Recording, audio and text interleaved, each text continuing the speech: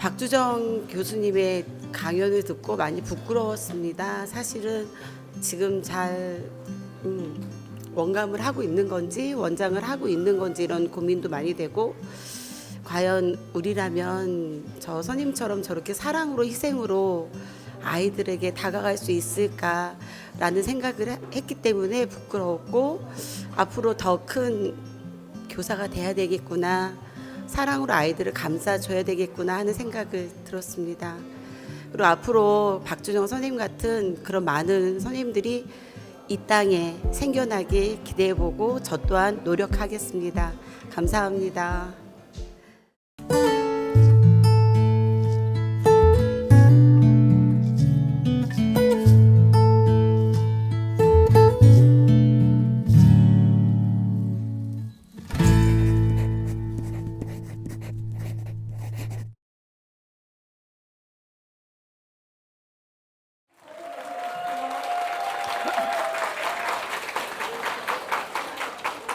여러분 반갑습니다. 근데 눈을 어디다 둘 줄을 모르겠어요. 부끄러워서 안경을 쓸까 생각이 듭니다. 여러분 반갑습니다. 오늘 여러분들 모습 보니까 소품 옷 느낌, 네, 그리고 지금 파장 분위기 다 마무리하고 이제 너는 강의하든지 말든지 하고 우리는 시험도 다 끝났고 뭐 네 알아서 해라 막 이런 것 같은데요. 좋습니다. 저도 그런 분위기가. 왜냐하면 오늘 저희가 여러분께 드릴 이야기들은 어떤 이론적인 이야기나 이런저런 이야기가 아니고 우리 여러분과 함께 학교 현장에서 일어난 여러 가지 문제점에 대해서 같이 하소연하고 힘을 얻는 그런 자리를 만들려고 강의를 했습니다. 딱딱한 이야기와 뭐 모르는 바가 없고, 유치원에 대해서는 여러분들이 박사님인데 제 감히 어떤 말씀을 하겠습니까? 통론적인 이야기를 저는 오늘 하려고 합니다. 지금 보니까 제 소개를 한국교원대학교 융합교육연구소라고 있는데요. 저는 나이를 몇 살 안 먹었습니다. 근데 사실 이렇게 늙어버렸어요. 그럼 누가 이렇게 만들었을까? 그 이야기를 오늘 할 겁니다. 누가 나를 이렇게 괴롭혔을까? 어떤 분들은 혹시 마누라? 근데 마누라 아닙니다. 누구냐면 광주시 교육청입니다. 저는 광주광역시 교육청에서 많이 힘이 들었네요. 그 이야기를 이제 같이 풀어갈 건데요. 광주시 교육청이 나빠서가 아니라 제가 맡았던 업무가 너무 과중돼서 힘들었다는 이야기를 드리겠습니다. 저는 생각보다 나이는 많지 않고요. 이걸 늘 머릿속에 기억해 주시면 좋겠습니다. 일단 화면 보면 그 얼굴이 아니었구나. 저는 1962년생입니다. 여러분들은 많죠. 그런데 정년을 하기는 좀 빠릅니다. 근데 저는 1992년에 강주의 한 실업계 고등학교 선생님이 되었고, 정말 어려운 아이들이어서 품에 안고 사랑해 보려고 했는데 그 애들은 내 말을 듣지 않고 뛰쳐나갔고 1년 만에 학교를 그만뒀습니다. 못 견디겠어요. 이렇게 해서 선생님 하는 건 아닌 것 같다. 그리고 다른 학교를 가려고 시험을 봤습니다. 그런데 또 그 학교로 발령이 또 났습니다. 너무 괴로웠습니다. 그 아이들의 이야기를 어떻게 사람을 만들까 하다가 우연한 기회에 그 애들이 8명이 우리 집으로 오게 되고 10평짜리 아파트에, 그래서 1년 동안 데리고 살다 보니까 가능하다라는 생각을 갖고 대대적으로 키워야겠다. 그래서 공동학습장이라고 폐가를 얻어서 10년 동안 707명의 아이들을 데리고 살았습니다. 이제 그 이야기가 아닙니다. 그리고 이제 거기서 10년 동안 707명을 데리고 살다 보니까 이 학생들만 갖고 안 되겠다. 강주시 교육청에 들어가서 어렵고 힘든 아이들을 데리고 살아봐야겠다. 그리고 장학사 시험을 봐서 장학사가 됐는데, 들어가자마자 전화로 어떤 민원이 목을 잘라본다고. 그 고통 속에 되게 여러분 장학사를 하면 제일 가기 싫어하는 팀이 학교폭력, 성폭력, 자살, 안전사고, 악성 민원, 이게 제일 맞기 싫어하는, 이게 생활지도과인데요. 되게 거기는 한 1년, 2년 하면 다른 데를 다 보내줍니다. 근데 저는 거기서 18년 동안 그 부서에서 일을 했습니다. 그동안에 우리 강주 애들 138명을 자살로 보냈고, 그 모습을 보고 너무너무 고통스러워서 저는 우울증이 왔고, 또 엎친 데 겹친다고 도가니 사건인가 뭔가가 나타나서 나는 담당 장학사도 아닌데 경찰서에 끌려가서 막 파면까지 당하게 되는 어려운 일에 닥치고 그러다 보니까 얼굴이 이렇게 됐습니다. 그렇게 하고 나서 교육청에서 장학사, 장학관, 과장, 국장, 교육장까지 했습니다. 하는 동안에 저는 비탈에선 아이들에 대한 정책을 많이 했는데요. 여러분 학교에 있는 위센터, 위클래스, 위스쿨 이게 이제 우리 강주가 원조였습니다. 그래서 이제 전국에 퍼졌는데요. 이런저런 이야기를 여러분과 함께 오늘 하려고 합니다. 앞 시간에는 조금 괴로울 겁니다. 왜냐하면은 현장 이야기를 좀 하다 보니까 여러분 힘들 수도 있는데요.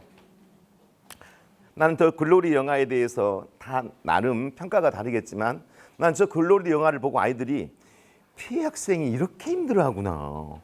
고통스럽겠다. 정말 괴롭히면 안 되겠네. 이 생각을 하는 게 아니라 원하는 저렇게 갚는 거구나. 그리고 거기서 하는 애들의 욕설과 랩을 따라서 하는 거예요. 이건 아니다. 나는 영화를 만든다면 학교 현장의 선생님들이 얼마나 힘들어하며 그 아이들과는 얼마나 보대끼며 거기에 정말 진상의 학부모가 나타나면 얼마나 고통스러우며 또 외부에 있는 많은 요인들이 선생님을 얼마나 힘들게 하는 속에서도 피해 학생과 가해 학생 학부모가 용서하고 다음에 서로 안고 부둥켜 안고 승리하는 쉽게 말하면 동백꽃 피는 무렵처럼 아름답게 만든다면 나는 영화를 만들겠다. 이분은 괜히 나와가지고 욕만 먹고 들어가셨어요. 그죠? 참 가슴 아픈 일입니다. 학교 폭력이 여러분 봐보십시오. 2013년에 시작해서 2022년에 한번 그래프를 보면 변하지 않았습니다. 좋아지지 않았어요. 전부 다 피해 응당률이 늘어나지 않고 있어요. 그 많은 돈을 쓰고 그 많은 예산이 투여돼도 변화가 없다. 어떻게 된 이유일까? 왜 그럴까? 학교 폭력에는 이러한 문제점이 있다. 일회성 집합교육 가지고는 학교폭력 예방교육 안 된다. 얘들이 이제 뭐라고 말하냐면 선생님 내가 학교폭력 예방교육하면 안 될까요? 할 정도로 배웠다. 관성이 생겨버렸다. 그리고 정서적으로 학교폭력이 발생하는 것에 대한 대책이 미흡하다. 저는 이렇게 제시를 했습니다. 국민통합위원회에 가서. 그 다음에 피해 학생에 대한 조치가 미흡하다. 가해 학생만 조치를 하면 피해 학생이 저절로 피해가 복구가 된 것처럼 생각하고 있는데 그렇지 않다. 피해 학생들이 힘들어할 때 거기에 맞는 기관들이 부족하다라고 저는 이야기를 하고 있습니다. 가해 학생들이 벌만 받으면 끝난 게 아니라 재발이 안 되는 방법에 대한 더 깊숙한 연구가 필요하다. 벌만 줘서 될 일이 아닌 것 같다. 그리고 이 문제는 학교하고 교육청만 맡기지 마라. 이것은 학교와 교육청만의 문제가 아니다. 이거 전 나라의 문제다. 근데 왜 학교에다가 모든 책임을 전가하고 한때는 선생님이 좋지 않았다고 벌을 받게 만드는 이건 아닌 것 같다라고 이야기를 했습니다. 근데 무엇보다 중요한 것은 교사의 권위를 인정하지 않고는 학생들 지도 못한다. 사명감도 권위도 없는데 뭘 갖고 하란 말이냐. 전주의 교감 선생님이 손을 뒤로 하고 그 아이한테 폭행을 당하는 장면을 봤지 않느냐. 그 사람이 손이 없는 게 아니다. 손이 있다. 근데 앞으로 못 내미는 이유는 뭐냐. 하지 마라고 했을 때 과잉 방어라든가 또는 분명히 빌미를 제공했단 말을 듣기 싫어서 그 맡고 있는 현장은 우리나라의 교육 현실을 보여주고 있다. 선생님들한테 손발을 다 잘라놓고 뭘 지도하라는 거냐. 이건 옳지 않다. 이건 옳지 않다라는 이야기를 말을 하고 있습니다. 그래서 이런저런 이야기는 두고요. 이 화면을 한번 보겠습니다.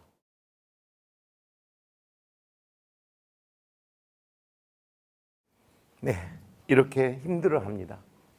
그래서 이제는 변화의 조짐이 만들어지기 시작했습니다. 교총에서도 학생 상담 및 구두 주의, 이러한 반성문 과제 등을 적법하게 해주라 라고 소원을 하고 있고 지금 뭔가 좀 달라지고는 있지만 학교 현장은 아직도 우리가 스스로 교권을 보호받고 있다라고 생각하기에는 아직도 먼 기간인 것 같습니다.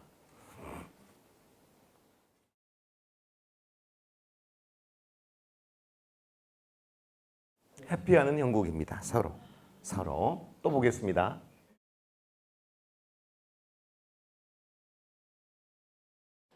가슴이 아픕니다.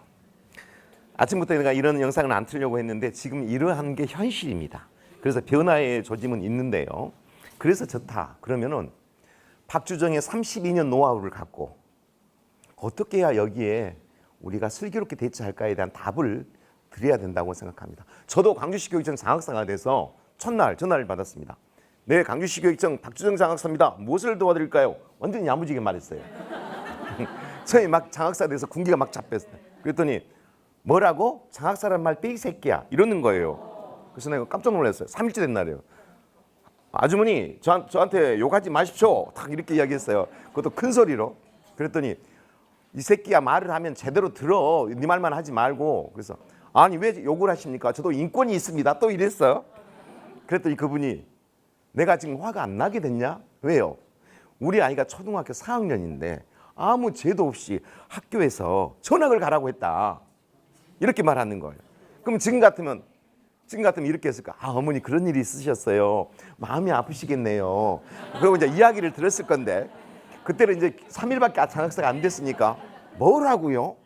학교에서 아무 잘못이 없는데 전학을 가라겠다고요? 그럴 일이 없습니다. 내가 이랬어 이제. 그랬더니 그 사람이 너부터 목을 잘라버려야겠다 이러는 거예요. 그래서 아니 왜 제 목을 잘라요? 또 이랬네요. 그랬더니 거기 있는 사람한테 다시 물었어요. 근데 왜 아이를 어떤 상황인데요? 다시 말씀해 볼래요? 이렇게 상황 말할 것 없이 그 선생님 목부터 잘라. 그래서 아 제가 학교에 가서 조사해 보고 말씀드리겠습니다. 아니 먼저 잘라. 아니요 조사 한번 해보고. 아니 먼저 자르라니까요. 근데 이분이 자꾸 자르라는 거예요. 그래서 나한테 잘라 이제 계속 반말하는 거예요. 그래서 내가 잘라. 그래서 나도 모르는 사이에 못 잘라. 또 잘라. 그래서 못 잘라. 계속 이제 내가 지금 장학사 3일째 된 날이에요. 잘라 못 잘라. 나도 반말을 했어요. 그랬더니 이 사람이 뭐라냐면 왜 못 잘라 이러는 거예요. 그럼 나도 모르는 사이에 난 도끼가 아니거든. 그랬더니 내 옆에 있는 장학관이 자네 지금 뭐한가? 그래서 아니 어떤 아주머니가요 제 목을 잘라본다고 그러잖아요. 이렇게 그 자리가 원래 그런 자리야. 아니 저도 인권이 있잖아요. 그러니까 자네 여기 지금 한 50명 되는 한 40명 되는 장학관 장학사들 목소리가 들려 안 들려? 그래서 안 들리는데요. 다 조용해. 자네 혼자 인자 들어와고 잘라 못 잘라 잘라 못 잘라. 나도 인권이 뭐야 지금. 그러고 있는 그 과장이 여성분이었어요. 나를 불러대는 거예요. 장학관 그럼 데리고 와. 장학사 끌려가는 거예요. 과장님 딱 앉아 계시더라고. 날 쳐다보고 자네 시험 보고 장학사 시험 보고 들어왔어 안 들어왔어 이러는 거예요. 난 그 말의 의미를 모르고 나 1등으로 들어왔는데요.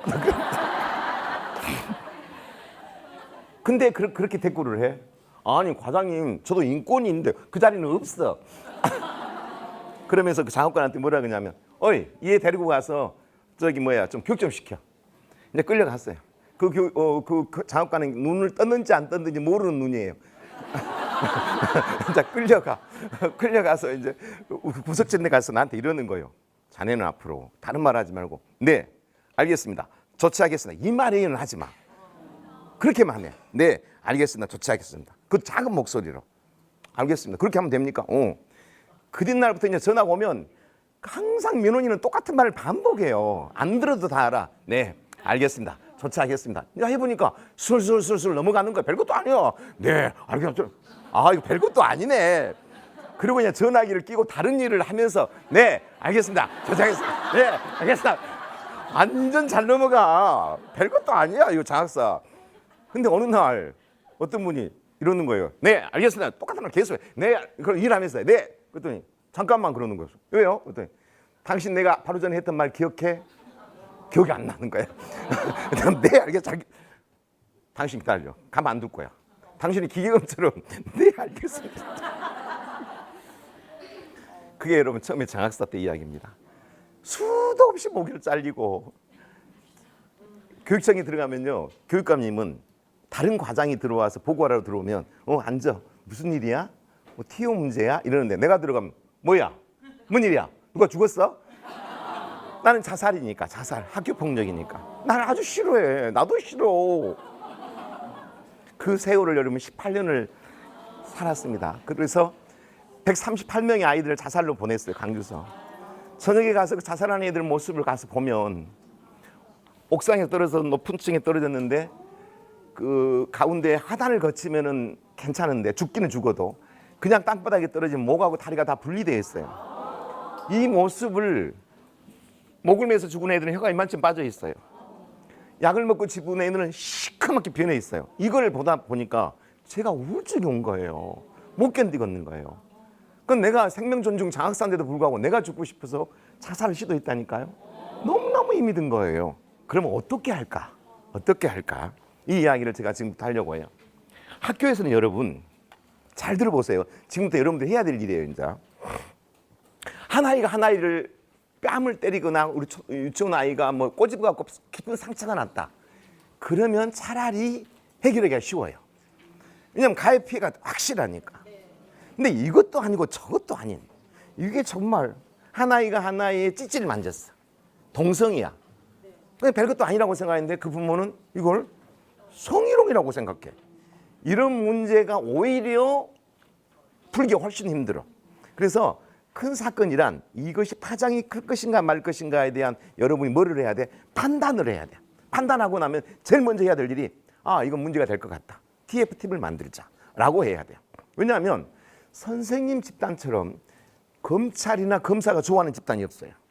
선생님들이 조사를 받으러 가면 한 몇 번 그냥 뭐라고 말하면 술술술술술 다 이야기한대요. 오타도 정정해주고 그다음에 순서도 바꿔주고 막 너무 잘해준대요. 순수하니까. 쉽게 말하면 방어벽이 없는 거예요. 학교는. 학생들 몇 명만 체크해서 인터뷰를 따거나 학생들 몇 명 따고 교장 교감 따면요. 학교 금방 죽여버릴 수 있어요. 이만큼 학교가 취약해요. 그래서 우리는 어찌해야 된다? 은폐하기 위해서가 아니라 효율적으로 문제를 풀기 위해서 TF팀을 가동하자. 부장님아, TF팀 가동하자. 앞으로 이 사건에 대한 모든 이야기는 내 입을 제외한 누구도 인터뷰하지 마라. 그리고 이 인터뷰는 여기 있는 우리들끼리 어느 범위 내에서 어디까지 공개할 것인가도 이 위원회에서도 할 것이다. 팀에서. 같이. 두 번째, 그 아이가 만약에 뛰어내려서 다쳤다고 하면 그것에 대한 가장 친한 선생님이 부모하고는 서로 소통을 해라. 그리고 법률적인 문제는 B부장이 잘 알아봐라. 이거에 대한 교육청의 보고는 C부장이 하고 이 아이가 다치는 동안에 다른 애들이 보고 너무 쇼크를 당했을 텐데 거기에 대한 집단 상담은 D부장이 해라. 그리고 이거에 대한 법률적인 그 유가족이 아니라 피해 학생에 대한 것들은 E부장이 해라. 이렇게 업무 분장을 탁탁탁탁 해줘야만이 살아남을 수 있어요. 그렇지 않으면 어떤 학교는 큰 문제가 발생을 했는데도 조용히 넘어가고 어떤 문제는 별것도 아닌 건데 침소 붕도 돼가지고 난리가 나는 학교가 있고 그래요. 그래서 우리는 제일 먼저 뭘 해라? 대응을 일어나해라. 팁. 그 다음에 여러분들이 이제 관리자가 됐으니까 학교 선생님이 아슬아슬해 뭔 일을 벌릴 것 같은 사람이었어. 몇 번 주의를 줬어. 그런데도 일을 벌렸어. 그럼 밉지요. 일이 터져버렸다. 너 알아서 해라 이제. 좀 있으면 저기 신문사 온다고 하더라. 우리 학교 홈페이지 다 마비돼 버렸다. 네 어떻게 할래? 선생님 네가 책임져. 네가 알아서 하라고. 나는 몰라. 내가 몇 번 말했잖아. 이렇게 말하면 된다 안 된다? 절대 안 된다. 그 모습을 누가 본다? 다른 선생님들이 본다. 우리 학교는 어떤 문제가 발생하면 거기서 딱 잘라버리고 책임 안 지는구나. 협조해 안 해? 안 해요. 그래서 이왕 사건이 벌어지면 철저히 교원을 보호해줘야 돼요. 밉든 곱든 간에. 선생님아 일은 벌어졌지만 어떻게 할 거냐? 잘 해결해보자. 마음 단단히 먹어라. 이 일도 해결할 수 있다. 용기도 주면서 가야지. 당신이 알아서 처리해. 나는 몰라. 이러면 안 된다는 거야. 세 번째, 이 일은 당신이 문제를 일으켰으니까 그 학부모한테 당신이 사과하고 와. 그러면 이 선생님이 찾아갑니다. 학부모님한테. 어머니 정말 죄송합니다. 그러면 그 어머니가 용서를 빌려고 왔나요? 예, 이리 오세요. 차 한잔 하시게요. 정말 훌륭하시네요. 그렇게 용서를 이런 학부모가 있어요, 없어요? 없어요. 뭘 잘못했는데요? 이것은 제가 분명히 잘못했습니다. 그것 말고는 딱히 생각이 안 납니다. 이런 일도 있으잖아. 그건 제 일이 아니고요. 그럼 누구 일인데요? 봐봐, 발뺌하는 거 봐. 이런 모습이라고 더 싸운다고. 그래서 민원인을 그 사람한테 보내면 안 된다, 안 된다? 안 된다. 어떤 사람을 보내? 그래도 그 학부모하고 관계가 좋은 사람을 보내가지고 뭔 역할을 해야 돼요? 중매 역할을 해줘야 돼요. 그래서 이제 이분하고 일을 벌인 사람이 A 부장이라고 하면 B 선생님이 그 학부모 관계가 좋다면 B 부장이 가는 거예요. 어머니 마음이 많이 아프시죠? 저도 이런 일로 어머니가 얼마나 고통을 받았을까 생각하니 가슴이 아프네요. 라고 이야기를 하고 그러나 그 선생님은 당신의 자녀를 얼마나 사랑했는지 압니까? 라는 말을 뒤에 은근이라도 할 수 있는 사람이 가야 돼요. 응? 그래서 그 사람을 바로 보내지 마라. 그 다음에 여러분이 원감이 되시고 원장이 되셔가지고 선생님 너무 힘들어해. 알겠다. 걱정하지 마라. 내가 가서 학부모 만나서 잘 처리하고 올게. 어머니 많이 힘드시죠? 우리 솔직히 말하죠. 뭘 보상해 드리면 되나요? 돈이죠. 얼마 정도요? 1,000만 원. 그건 너무 많다. 내 경험으로 500만 원이면 될 것 같은데 어떠세요? 아 그럼 700. 알겠어요. 그 정도 선에서 내가 선생님한테 말할게요. 선생님아 나 700 해결하고 왔다. 어쩌냐? 뭐라고요? 나가지고 더 원통해요. 지금 무슨 소리예요? 하면은 관리자 가운데 입장이 굉장히 난처해요. 그래서 어쩌라고요? 학교 차원의 대응은 당사자와 함께 가란 말은 아니지만 그분의 의견을 듣고 문제를 풀어라. 무슨 말인지 알겠죠? 이게 전부 다 제가 잘못했던 실수투성의 이야기들이에요. 그래서 내가 여러분들한테 말씀드린 거예요. 이걸 막 사진을 찍고 여러분이 그러는데요. 이거 사진 찍고 와서 본 사람 한 명도 못 봤어요.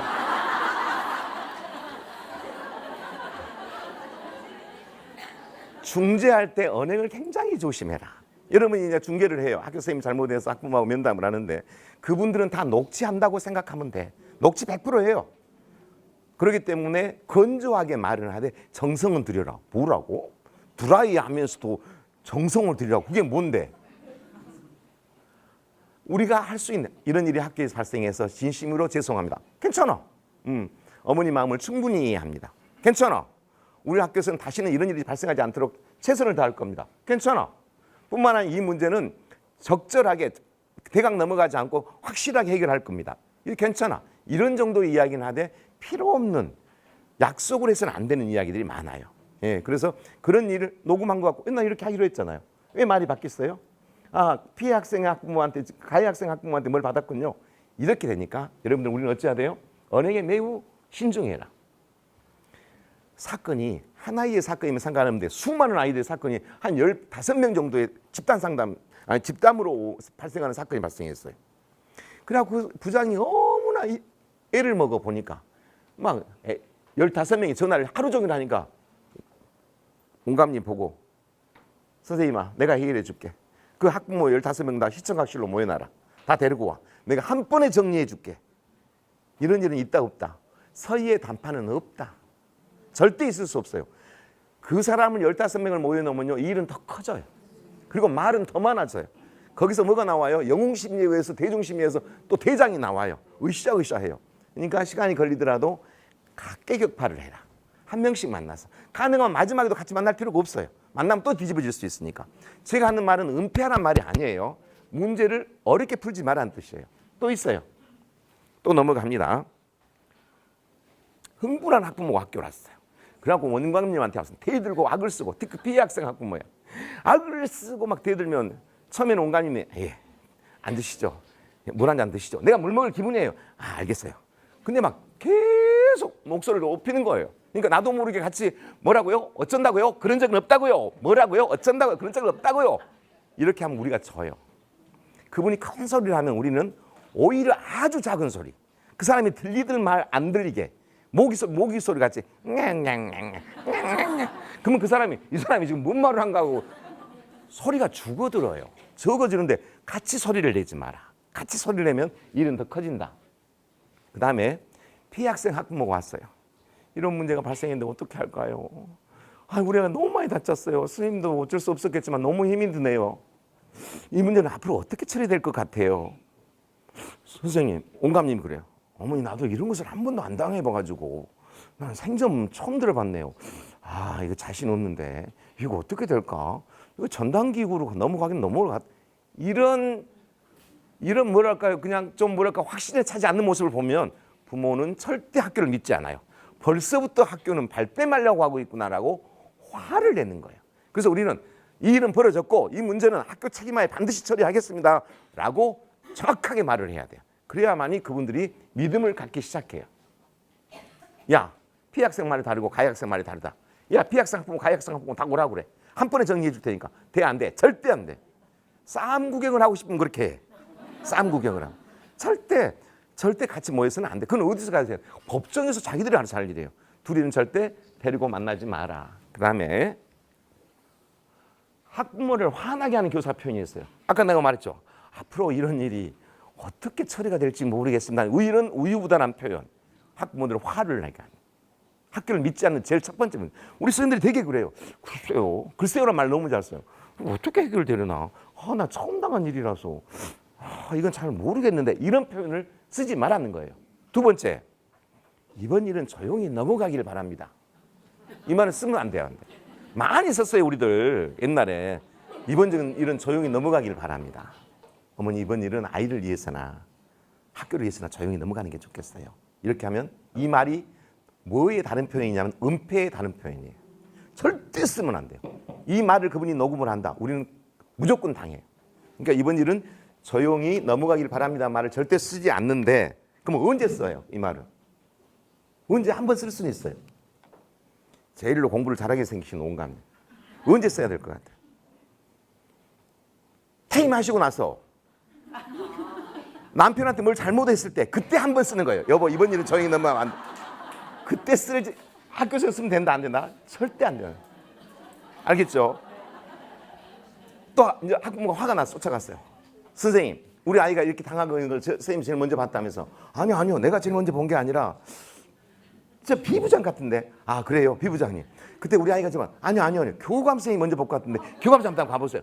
교감 선생님 봤다면서. 아니요 나는 못 봤는데요. 아니야 이 부장이 본 것 같은데 한번 가보세요. 가봤더니 없어. 어디 갔대요? 퇴근해서. 내일 오실래요? 퇴근했다는데. 짜증이 나겠어 안 나겠어요?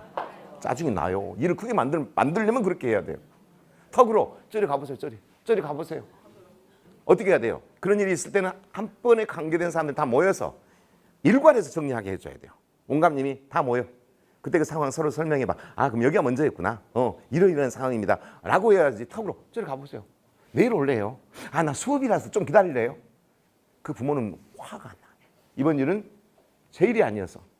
그 다음에 학교 책임은 없으니 법대로 하세요 이 말을 하고 싶을 때가 진짜 많아. 너무너무 잘해줬어. 피학생 처리권도 가해자 처리권도 죽도록 열심히 해줬어. 너무너무 매뉴얼도 맞추고. 근데 이 학부모가 섭섭하다고 그래. 근데 화가 나. 선생님은 이만큼 했는데 뭐가 섭섭해. 근데 이분이 나는 법대로 해야 되겠습니다 딱 말을 해. 그럼 우리도 아이고 내가 하고 싶은 말이요. 법대로 하십시오. 법대로 하십시오 라고 말을 하면 그분은 같이 싸우자는 말로 들려. 법대로 하십시오. 그러면 너랑 나랑 또 싸우자 이 말로 들리거든요. 그렇게 법대로 하자는 말을 하면 안 돼. 근데 이 말을 안 하면 우울증이 걸릴 것 같아. 그럼 어떻게 해야 돼요? 그분을 놔놓고 밖으로 나가. 밖으로 나가서 나무에게 이렇게 한번 치면서 법대로 해. 법대로 하라고. 막 나무 너무 세게 때리지 마세요. 그래도 그러고 와야 돼. 그러고. 그냥 우울증이 걸려요. 저도 법대로 하라는 말을 너무 많이 하고 싶었거든요. 그러니까 밖에 나가 나무한테. 그 나무도 너무 많이 때리지 마세요. 학교에서는 할 만큼 했으니 알아서 하십시오. 이 말 하고 싶을 때가 있어요. 학교에서는 할 수 있는 데까지 최선을 다했습니다. 그 나무는 저도 어쩔 수 없네요. 이 말은 할 필요가 없어. 이 말은 어떻게 생각만 해. 생각은 괜찮아요. 생각은. 오직에서 제가 이렇게 했어요. 제가 차트를 만들어 놨어요. 왜 만들었느냐? 오랜만에 들었죠? 차트. 많이 찍으십시오. 보도 안 하면서 뭐를 찍. 이 자료 어차피 드린다고 말을 해도 안 믿네. 다 드릴 거예요. 그리고 여러분들을 이것을 애울 수 있는 나이는 아니죠. 애울 수 있는 나이는 아닌데. 그러면은 이것이 아주 중요하니까 여러분 원감님 자리 옆에다 붙여놓으면 그 재수 없네. 그 재수 없어. 예. 기분 나빠. 그럼 그런 일이 벌어지지 않고도 애울 수 있는 방법이 하나 있긴 있어요.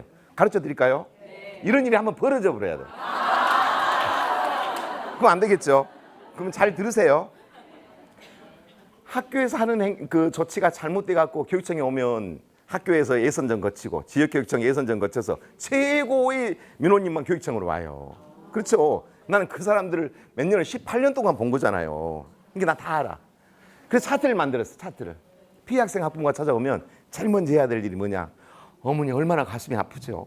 너무너무 저도 가슴이 뛰네요. 세상에 어떻게 이런 일이 벌어질 수 있어요. 그럼 여러분들 나는 그런 말을 못 하는데 해야 된다니까. 할 수 없이. 그냥 해야 돼. 집에서는 안 하더라도 거기서는 해야 돼. 어떤 일이 그런 일이 있으셨어요. 그러면서 속상하시죠. 그 다음에 세 번째가 제일 중요해요. 근데 아이는 어떤 상태인가요? 이걸 꼭 물어봐야 돼. 안 물어보고 그냥 학부모가 계속 이야기를 하니까 뭐 말인지 대강 알아들어. 그러니까 물어볼 필요도 없어. 근데 안 물어보면 학부모는 뭐라 그러냐면 세상에 원감님은 우리 아이가 어디 병원에 있는가 물어보지도 않고 얼마나 다쳤는가 물어보지도 않는다. 그게 원감이냐? 그렇게 말해요. 이게 반드시 물어봐야 돼. 은지는 지금 어떤 상태인가요? 응? 꼭 물어봐야 돼. 이거 순서를 잘 지켜야 돼요. 처음부터 오자마자 은지는 어떤 상태인가요? 이래보면 또 안 돼요. 이 이야기 하고 나서 세 번째 해야 돼요. 은지는 어떤 상태인가요? 이제 이야기를 하다 보면 학부모가 속이 상하겠죠. 막 이제 힘내세요. 저도 함께 노력하겠습니다. 그 다음이 중요해. 그 다음에 자세히 알아야 돼. 이 어떤 상황이 벌어졌는가. 물론 전담관에다 보낼 수도 있지만 알아야 돼. 학교에서는 그것도 알아야지. 전담관한테 이야기하면 돼요. 이러지 말고 어머니 볼펜과 메모지를 들어야 돼요. 어머니 언제 다리 밑에서 누구누구가 우리 은지를 때렸다고? 때린 사람이 누구예요? 그러면 어떤 세기로 때렸대요? 그럼 옆에 있는 애들은 어떤 상태에 있고요? 그리고 거기서 맞고 또 끌려갔다고 하는데 그때 끌려간 이 혁들을 잡은 애는 누구였대요? 자세히 수사관처럼 막 물어봐 줘야 돼요. 그러면 이 부모가 생각할 때 자세히 이 문제를 풀려고 하고 있구나. 정말 나보다 더 정확하게 묻네. 이 상황이 돼야 돼. 뭐 볼펜을 막 기록하면서 막 쓰다 보니까 잉크가 떨어졌어도 잉크가 안 떨어진 것처럼 막 적어야 돼요. 그러다 보면 정리가 돼버려요. 여기서 이미 학교에다 임하겠습니다. 이 정도가 돼야 돼. 여기서 글쎄요 전담관이 조사할 겁니다. 예, 그때 오세요. 그러면 일이 길어진다고요. 또 넘어갑니다. 피해 사실을 구체적으로 메모한 다음에 다시 한번 정말 마음이 아프네요. 그리고 다음에 또 있어. 근데 어머니 이 문제는 어떻게 풀면 좋겠어요? 이걸 물어봐야 돼. 그걸 해줄 수는 없지만 물어보면 저 사람이 무엇을 원하는지를 알 수가 있어요. 어머니께서 원하는 거 다 해줄 수는 없지만 이 문제를 어떻게 풀면 좋겠다고 어머니 생각하세요. 우리는 큰일을 벌릴 엄마라고 생각했는데 별것도 아닌 요구를 하는 경우도 있고 별것도 아닌 걸 갖고 엄청난 요구를 할 수도 있어요. 여기서 우리는 알아봐야 돼요. 이 문제를 어떻게 처리하는 게 좋을까요? 그리고 난 다음에 처리하는 과정에 대한 설명을 해줘야 돼요. 어머니, 제가 정보를 알았고요. 학교폭력 전담기구에서 조사를 할 거고요. 전담관이 조사를 한 다음에 학교장 종결적으로 처리하는 방법과 심의위원회 올라가는 방법이 있고요. 심의위원회 올리면 그 다음에 조치가 내려올 거고 이렇게 설명을 해줘야만이 학교에서 아무 말도 안 해줬단 말 안 들어요. 그래서 그 다음을 설명을 해주고 그 다음에 제일 중요한 게 이거예요. 그런데 어머니 우리는 진실과 사실에 근거해서 이 문제를 풀게요. 이 말을 해야 돼. 왜냐하면 이야기를 다 들어줬더니 학부모 생각할 때는 다 들어줄 줄 알아야 돼. 모든 걸. 근데 상대가 있는 거예요. 다 들어줄 수 없는 상황이 있고 이 부모가 이야기하는 게 일방적일 수도 있어요. 그러니까 다 들어줄 것처럼 착각하면 보내면 안 되니까 마지막에 학부모님 어찌됐든 우리는 진실과 사실에 근거해서 이 문제를 풀 겁니다. 이 말을 반드시 해야 돼. 그리고 이제 마지막에 최선을 다할 겁니다. 이 차트를 여러분 꼭 못 외울 건데 어쩌지? 못 외울 것 같아. 오늘은 더욱더 안 외우려고 한 것 같고 분위기가 시험도 안 나올 거고. 가해 학생 이야기예요. 가해 학생 학부모 이야기. 가해 학생 학부모도 문제가 돼요. 여러분 가해 학생이 전학을 가라고 했는데 안 갈 정도로 또 일을 늘 벌려. 그래서 한번 불렀어요. 이제 어머니 얘는 전학 외에는 방법이 없어요. 안 그러면 자퇴입니다. 그것밖에 방법이 없는가요? 그것밖에 없다니까요. 근데 사정해서 출석 정지를 해갖고 좀 봐줬어. 근데 그 다음날 며칠도 안 돼서 또 다른 애를 때려갖고 또 끌려왔어. 선생님 너무 화가 나. 엄마한테 전화해. 가해 학생 엄마한테. 가해 학생 어머니 빨리빨리 오세요. 세상에 또 때려버렸네요. 내가 말했죠. 전학 가는 거 외에는 방법이 없다고. 내가 뭐라 그러던가요. 빨리 오세요. 학부모가 이제 와. 이분 마음속에는 뭐가 들어있을까요? 이번에 뭔 조치지? 어떤 방법이 있을까? 뭐라고 말을 하지? 이러고 이제 불안해갖고 와. 들어오니까 앉으세요. 아주 쌀쌀하게. 내가 말했죠. 선생님 그러면 다른 방법은 없을까요? 없다니까요. 이제 뭐가 있겠어요. 그러면 어차피 그러면 전학 아니면 퇴학입니까? 그렇죠. 그러면 이 학부모가 마음이 딱 변해요. 선생님한테 더 원하는 게 없구나. 도와줄 것 같지 않구나. 그러면 이분이 바로 반격을 해요. 어머니, 선생님, 우리 아이 3월 달에 체험학습 갔을 때 우리 아이가 그때 맞았어요. 근데 격리하다고 선생님 그때 뭐라고 그랬어요? 그냥 넘어가자고 했죠. 이거 처리해 주세요. 그거 은폐예요. 고소할 거예요. 바로 돌아서요. 그러니까 가해 학생 학부모라고 함부로 돼 있으면 절대 안 돼요. 특히 가해 학생 학부모에게 어떤 일을 도와줘서 잘 해결될 수 있을 것 같으면 좀 심하게 나무래도 돼요. 도와줄 수 있으면, 방법을 찾아줄 수 있으면. 근데 찾아줄 수도 없으면 절대 화를 내거나 해서는 안 돼요. 대신 가해 학생 학부모한테 무슨 말을 할 수 있어요? 제가 무엇을 어떻게 도와줄 수 있는 방법은 없고요. 피학생과 가해학생 학부모에게 어떻게 진정 어린 사과를 얻어서 그분들의 마음을 얻는 게 제일 중요합니다. 이 말을 앵무새처럼 계속해야 돼요. 사실이고요. 그 부모한테 마음을 얻는 게 중요합니다. 그 어머니는 이런 성향이라고 하니까 좀 이렇게 한번 해보십시오. 방법을 가르쳐줘야지 화를 내고 쫓아내면 절대 안 돼요. 원한을 줘요. 그럴 이유가 하나도 없어요. 됐죠? 아, 이 화면 진짜 마음에 안 드는데. 제가 작년에는 KBS 아침마당 2번이나 나갔어요. 얼굴은 생김새하고 영 다르다 그 말이죠. 다 알고 있어요. 근데 거기 아침마당에서는 분장을 진짜 예쁘게 해줘요. 내가 아닌 것처럼 해주는데 여기 세바시는 CBS는 나보다 더 못하게 만들어놔요. 무당 얼굴 같아. 그래서 한번 볼게요. 학교는 가장 안전하고 행복한 공간이야 하지만 현실은 꼭 그렇지만은 않은 것 같습니다. 특히 비대면 시대를 맞이하여 각종 안전사고와 학교 폭력이 증가하고 있습니다. 사실 저는 학교 폭력의 피해 당사자입니다. 네, 저는 학교 폭력 피해 당사자입니다. 저는 전남 고흥 고양이 고흥 우리 형제가는 사남 사녀 많이도 낳았어요. 아마 우리 아버지가 파도 소리가 날 때마다 아기를 낳지 않았을까 그런 생각을 해요. 뭔 아기를 그렇게 많이 낳는가 뭐. 나는 위에서부터 6번째. 엄격하게 말하면 5번째예요. 알고 봤더니 대학교 때 알았는데 누나를 밖에서 낳고 들어왔대요. 그러니까 거기 빼면 난 5번째. 사남 사녀의 아버지인데 초등학교 선생님이었대요. 근데 초등학교 선생님들 달리기 시합이 있었다네요. 옛날에는 저 태어나기 전에 달리다가 자빠졌어요. 그런데 치료를 병원에서 잘못해가지고 여기까지 썩어본 거예요, 다리가. 그래서 여기까지 잘라버린 거예요. 우리 아버지 나이 29. 저 낳기 전에 목발을 짚는 장애인이 되었고 직장도 쫓겨나고 그때는 먹고 살 게 없어요. 논밭도 다 팔아먹고 이것 때문에. 그래서 깊은 산속으로 들어갔어요. 깊은 산속에 들어가서 할 수 있는 일이라고는 할 수 있는 게 땅을 팔 수가 없어요. 아이들은 다 너무 어리고. 그래서 고흥군에 그 당시에 글을 못 읽는 젊은이들이 그렇게 많았대요. 글을 못 읽는, 한글을 못. 그래서 산속에다가 초가집을 크게 지어갖고 서당을 만들었어요. 거기서 아버지가 한문하고 주산을 가르친 거예요. 근데 이 한문을 하늘천 따지 이걸 가르친 게 아니라 그 당시에는 신문이 국한문 혼용체였다네요.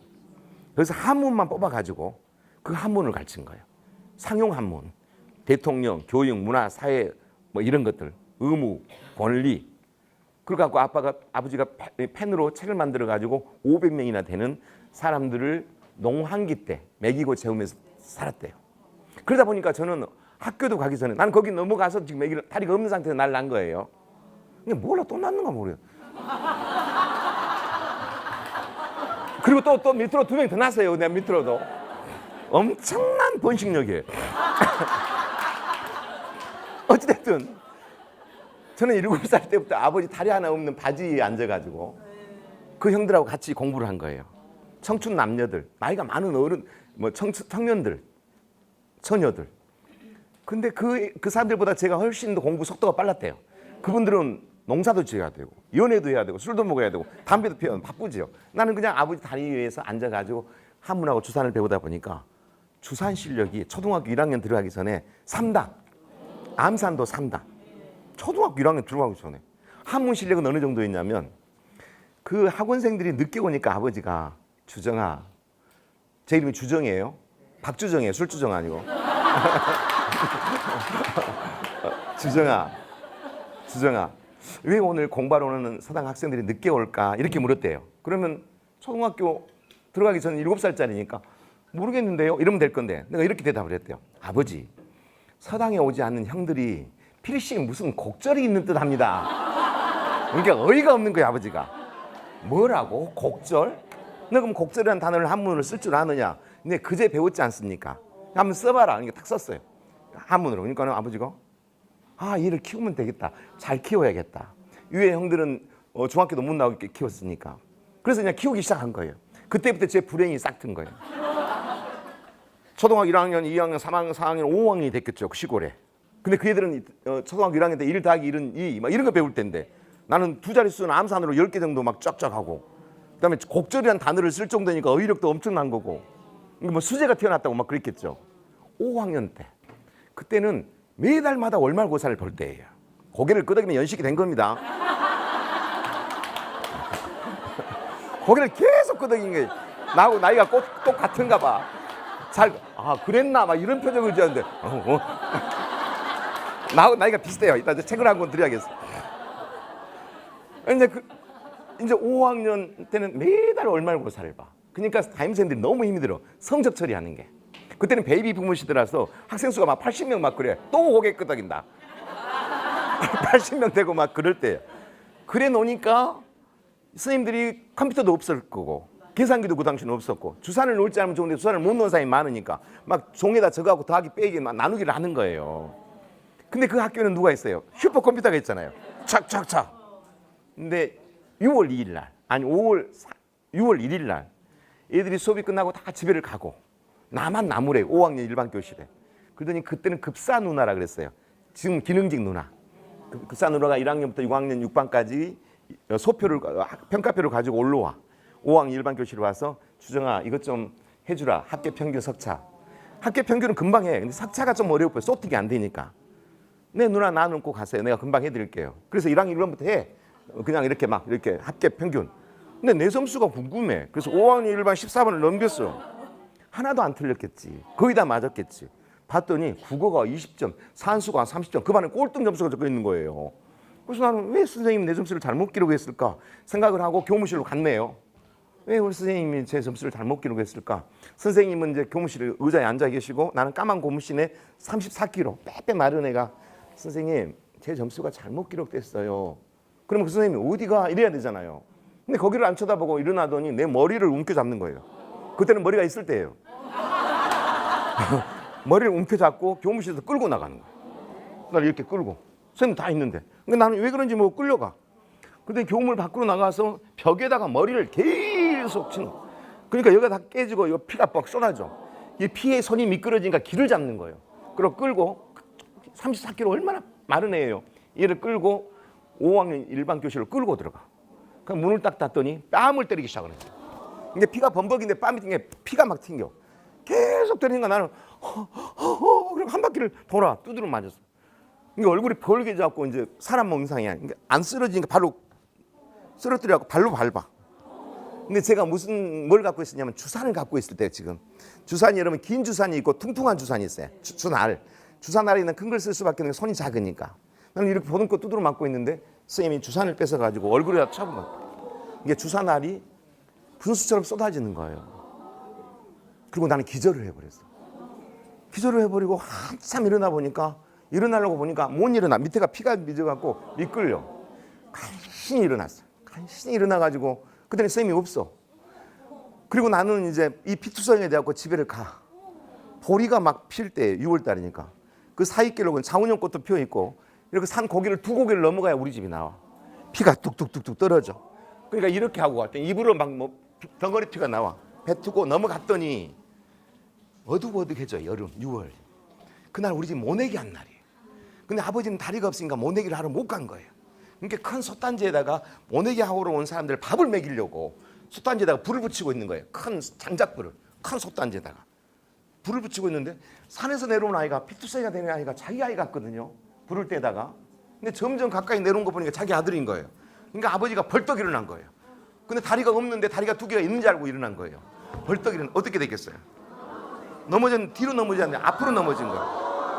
어디로 들어가 버려요? 불 속으로. 내가 올라가서 막 끄집었어요. 끄집었고 막 불을 막 껐어요. 그랬더니 불이 붙는데도 화가 나니까 목발을 짚고 일어나는 거야. 누가 그랬어? 선생님이. 왜 때렸어? 모르겠어요. 근데 여기가 이 큰 주사날 3개가 박혀 있었나 봐요. 나는 몰랐죠. 이걸 하나 뺀 거예요. 빼니까 피가 아버지 발기지로 푹 품어가니까 아버지가 2개를 안 빼고 눕힌 거예요. 그냥 옷을 감아놓고 화가 나니까 목발을 짚고 쫓아간 거예요. 막 산을 넘어서 다리가 하나 없으니까 막 이렇게 하고 왔겠죠. 막 이렇게 모내기 갔다 왔는데 나는 피투성이고 밥은 다 타져버렸고 아버지는 없고 밤이 돼도 안 와. 밤이 돼도 안 와. 그때는 불이 안 들어올 때예요.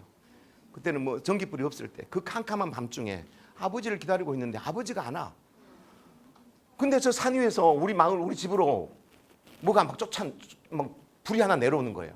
우리 형제가 사람 사녀 모여서 아버지 온 것 같아. 그러니까 엄마가 너가 아버지 아니다. 왜요? 너가 아버지는 쩔뚝거리고 와야 돼. 저렇게 빨리 올 수가 없어. 진짜 우리 아버지가 아닌 거예요. 마을의 형이에요. 주정이 어머니, 주정이 어머니 마당에서 막 부르는 거예요. 그러니까 우리 어머니가 네가 이 밤중에 뭔 일이냐? 큰일 났어요. 뭐가 큰일 났다고? 주정이 아버지 돌아가셨어요. 그러니까 주정이 아버지가 왜 돌아가셔? 모르겠어요. 우리는 까만 고무신을 신고 산을 넘는데 미친 사람이 돼갖고 8명이 다 학교를 가봤더니 아버지한테 가봤더니 아버지는 목발을 짚고 가다가 자기도 맹세기 선생님이었는데 학교 가서 화를 내기 싫고 교감이 아버지 친구였대요. 그래서 학교 바로 앞에 있는 그 문방구에서 문턱에 앉아서 목발을 짚고 있다가 그새 뭐란 말도 하기 전에 심장마비로 돌아가셔요. 근데 이게 안 쓰러지고 안 죽으려고 눈을 뜨고 몇 시간이 이렇게 차디찬 시신이더라고요. 그렇게 해서 아버지를 보냈네요. 어머니는 그때 슬프지 않았대요. 이 사람 사녀를 뭘로 해서 먹이고 살 것인가. 너무나 고통스러웠대요. 그런데 아버지 상여가 나가는 날 나한테 이러는 거예요. 너는 아버지 상여를 따라오지 마라. 너는 학교 가서 공부를 해라. 공부를 해가지고 원수를 갚아라. 예, 난 학교를 갔어요. 선생님이 풍금을 치고 우리 82명을 앉아가지고 6.25 노래를 가르칠 때예요. 아, 이 질에 어찌 우리 그날을. 근데 그 노래가 안 따라가야죠. 너무 눈물이 나. 근데 하필이면 그때 상여가 학교를 돌아. 아버지 제자들이 아버지 상여를 메고 일 올 이유도 없는데 너무 원통하니까 학교에다 돌을 던져. 그렇게 해서 아버지를 보냈어요. 나는 그때부터 고통스러웠던 것이 뭐가 고통스러웠냐면 우리 고모가 아버지 제삿 날만 오면 너희 사람 사냐고 너희들이 이렇게 거지처럼 산 이유가 뭔지 아냐? 주정이 저 새끼가 우리 오빠를 죽여가지고 너희가 이렇게 산다. 이 말을 해년마다 하는 거야. 해년마다. 그러니까 나는 정신병을 앓기 시작해요. 그 시골에서 이제 너무나 고통스러워. 형님들은 전부 부산으로 노가다를 하러 가고 누나는 전부 다 가정부로 가고 식모살이. 그리고 엄마 밑에 동생하고 둘이 같이. 어머니는 온 산으로 논밭이 없으니까 약초를 때려 다니면서 뱀한테 물리고 너무나 고통스럽게 사니까 이 죄책감이 나를 너무 힘들게 했던 거예요. 그렇게 살았습니다. 중학교, 고등학교는 제가 말을 안 할래요. 너무 고통스러워. 왜냐하면 납부금이 없으니까 중학교, 고등학교를 갈 수가 없죠. 그러니까 이제 매혈을 해가지고 그때는 피를 팔 때예요. 먹지도 못한 아이가 피를 팔면서 학교를 다녀야 되는 이 고통 속을 나는 내 입으로 말할 수가 없어요. 그것은 그냥 안 하고 싶어. 그런데 이 대목은 꼭 이야기를 해야 될 것 같아요. 대학교를 갔어요. 정말로 갈 수 없는 형편인데도 기운이 갔어요. 전남대 공대 학원과를 갔어요. 납부금을 안 내요. 특성화 공대였어요. 그런데 집이 없어요. 살 집이. 납부금을 안 내도. 그런데 마침 뭐를 하냐면 입주과외를 뽑는 거예요. 입주과외. 근데 강주에 가면 서방시장이라고 있는데 거기에 양옥집이 너무 좋게 지은 집이에요. 1층, 2층. 2층 방 4개를 나 혼자 쓴대요. 그리고 밑에는 고등학교 2학년 학생만 있어요. 주인은 없어요. 주인은 집만 사갖고 이 애를 유학을 보내고 먹이고 재우고 학교 보내고 공부 가르치는 게 내 임무예요. 월급은 5배를 준대요. 너무 좋은 거예요. 근데 그 애를 가르칠 수가 없네요. 왜냐하면 그 아이는 점심때만 되면은 집에 와버려요. 여러 학생들을 데리고 와서. 대낮부터 술을 먹고 담배를 피고 담배불로 여기 자기 손을 구멍을 내요. 너무너무 잔인해. 그래서 몇 번 말을 해도 안 들어. 그래서 나는 3달 만에 그만두고 나오려고 그 학부모님한테 어머니한테 전화를 했어요. 이 돌리는 전화로. 어머니, 나 이 아이를 못 가르칠 것 같습니다. 저 밀린 월급 3개월치 주십시오. 그러세요. 그럼 나가십시오. 나는 시골에 있으니 못 가니까 이 애삼촌이 저녁에 당신을 만나러 갈 겁니다. 그럼 거기서 월급을 받으세요. 네, 알겠습니다. 저녁에 기다려도 안 와. 근데 11시쯤 됐는데 옛날에는 2층 올라가는 계단이 따로 있었어요. 그 단독집 때. 거기서 누가 올라오는 거예요. 술 냄새가 팍 풍겨. 근데 자세히 보니까 어떤 사람이 와. 봤더니 그 사람이 내 담임선생님이 그의 애삼촌인 거예요. 나는 심장이 멎어볼 것 같았어요. 10년 만이죠. 우리 어머니는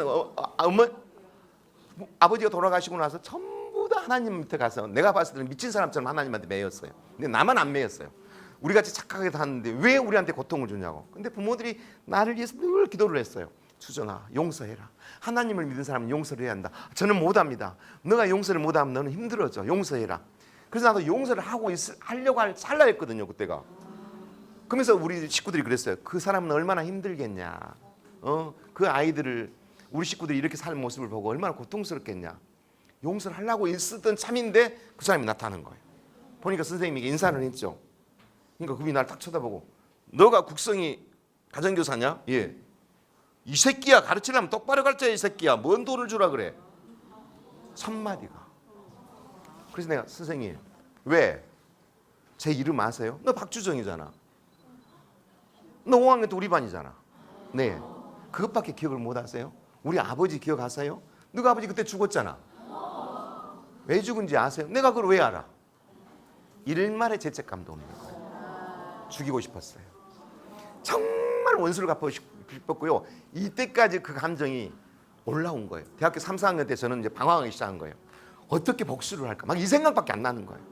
그리고 그분의 아들이 경찰대학을 나왔대요. 그분도 나만큼 고통스럽게 해야 한다는 막 못된 생각을 했어요. 근데 생각뿐이었어요. 원래가 남한테 잔인한 말을 못하고 나는 지금도 상치를 심어놓고 상치도 못 솎아요. 상치도.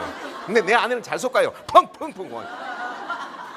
난 닭을 한 번도 잡아본 적이 없어요. 근데 내가 어떻게 복수를 하겠어요? 대학교를 그렇게 졸업하고 나서 저는 서울 삼성 본사에 운이 좋게 합격을 합니다. 근데 6개월 만에 그만둬요. 못 견디겠더라고요. 사회 적응을 못해. 이제 이 고통이. 그리고 저는 삼성 다니다가 서울역에 내려왔어요. 어디로 갈까? 부모들한테는 엄마한테는 뭐라고 말하지? 외국 유학을 갔다고 할까? 근데 어디로 갈까? 중이 돼야겠다. 마음을 먹었어요. 그래서 중이 되었어요. 중이 돼야겠다. 어디로 갈까? 어디 절로 갈까? 대학교 다녔던 템플스테이 했던 그 영광에 있는 절로 가야겠다. 새벽에 갔어요. 새벽에 갔더니 그 스님이 그 종치고 있을 때예요. 나를 쳐다보고 누군고. 스님들은 꼭 뒤에다 고자를 붙여요. 누구냐 하고. 예. 저는 사회에 부적응해 갖고 왔습니다. 무슨 일로 왔는고? 예, 중이 되고 싶어서 왔습니다. 무엇이 중이? 헛소리 하지 말고 가서 자고 내일 아침 일찍 나가라. 이분은 스님은 상담 능력이 제로예요. 제로. 홀랜드 검사를 해본다든가 MMPI 뭐 검사를 해봐야 될 거 아니에요. 중을 3년 생활하다가 그만두고 나왔어요. 어디로 갈까? 갈증이 목마른 게 안 해결된 거잖아요. 지도교수한테 가야겠다. 지도교수한테 가서 직장을 잡아야겠다. 지도교수는 어떻게 나를 기억하고 있냐면 대학교 1, 2학년 때 올해 플러스 3, 4학년 때 학사 경고. 근데 어떻게 삼성을 갔는지 이해가 안 되는 아이. 그런데 그분이 자기 그 대학원생들 데리고 삼성으로 견학을 온 거예요. 내가 있다고. 근데 없어졌어. 난 절에 가면 없잖아. 그러니까 내가 어디가 있는가 궁금해. 근데 내가 나타난 거야. 그러니까 벌떡 일어난 거예요. 그래갖고 나를 쳐다보고 너 교도소 갔다 왔냐? 그런 거예요. 아닌데요. 머리가 왜 그러냐? 중인데요. 화를 버럭버럭 내는 거예요. 그분은 크리스찬이에요. 케미컬 엔지니어가 돼갖고 말이에요. 그럼 미신을 믿고 이분은 종교관이 잘못됐어요. 막 남의 종교를 미신이라고 그래요. 그분 밑에서 석사 박사를 해요. 근데 박사를 하는데 또 돈이 필요해. 그래서 1992년에 강주의 한 실업계 고등학교 선생님이 되었다. 92년 3월 1일 강주 실업계 고등학교 선생님이 되었다. 92년 때 실업계 애들은 정말로 공부를 못하고 가정편이 어려운 애들이 많았다. 나 같은 아이들이었다. 안아주고 사랑해줘야겠다. 그러고 갔다. 3월 2일 날 담임이 되었다. 근데 사랑해 줄 수가 없었다. 한 반이 50명인데 5명밖에 안 앉아있다. 조회 시간에. 궁금했다. 시계는 보면 8시 반은 맞다. 제일 앞에 있는 애한테 물었다. 야, 얘들이 왜 이렇게 안 왔냐? 그랬더니 그 애가 고개를 착 돌려버린다. 아, 반말을 해서 그런가 보다. 어느 말을 올렸다. 학생 미안해요. 근데 왜 애들이 안 왔대요? 그랬더니 그 아이가 벌떡 일어났다. 그리고 나를 착 째려본다. 무서웠다. 그래서 왜 째려보세요라고 물었다. 그랬더니 그 아이가 학교 안 온 놈들 이야기를 왜 나한테 물어보세요? 안 온 놈들한테 물어보세요. 맞는 말이다. 근데 너무 궁금하다. 50명 중에 5명밖에 없다. 다른 반 교실을 가봤더니 다 그 정도 앉혀놓고 아침 조회를 한다. 이상한 학교가 다 있다. 하루를 지났다. 그 학교가 어떤 학교인지 알았다. 그 학교는 학교로 오는 시간이 8시 온 놈, 9시 온 놈, 10시 온 놈, 오후 4시 반까지 계속 학교로 온다. 하루 종일 줄줄이 온다. 근데 하루 종일 문제가 아니라 또 하루 종일 집에를 간다. 오고 간다. 자유학기제인가 보다.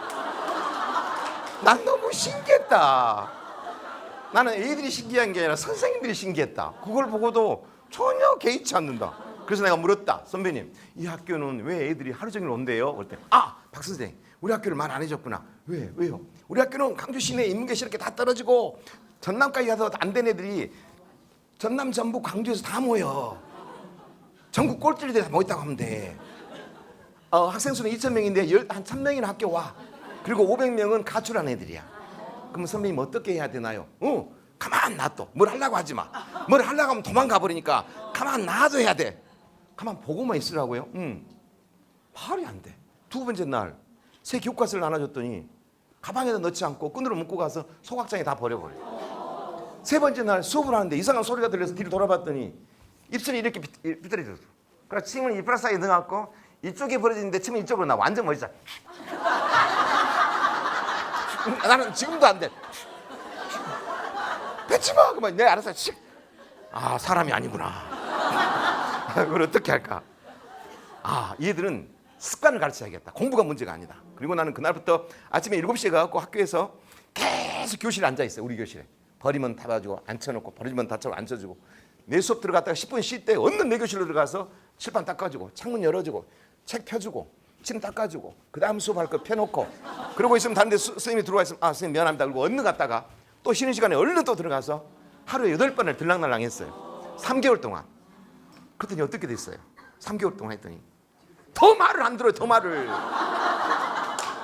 막 보는 데서 욕을 하고. 그리고 다른 선생님들도 그렇게 하니까 달라지냐? 달라진가? 막 이렇게 비웃어. 어떻게 하지? 한 번에 너무 많은 걸 이야기하려고 그러는 것 같다. 그러면 얘들을 못 도망가게 하자. 11시에 교문 앞에 서 있었어.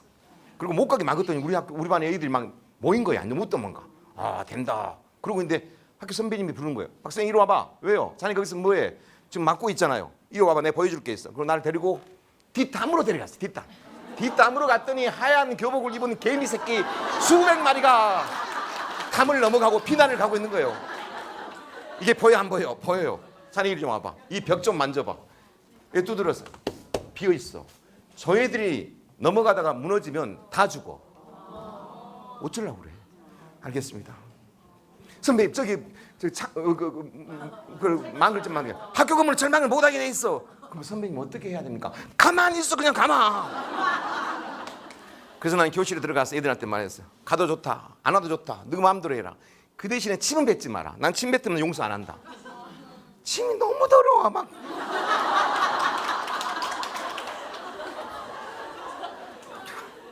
그때 우리 집이 그 학교에서 바로 옆에 200m에 있는데 10평짜리 아파트 살 때예요. 저희 초등학교 3학년 딸, 그다음에 아무 일도 안 하는 내 아내, 그다음에 나. 근데 방이 하나밖에 없잖아요. 근데 저녁에 잠을 잘 때 헛소리를 해요. 제가 아침 일어날 때까지 똑같은 말을 계속해. 앉으라고, 가지 마라고, 뱉지 마. 이 말을 전혀 그러니까 내 아내가 그만해. 다른 말 좀 해봐. 다른 말. 이 정도로 내가 노이로제 걸린 거예요. 그래서 얘들 침을 뱉지 못하게 하는 말로 하면 안 되겠다.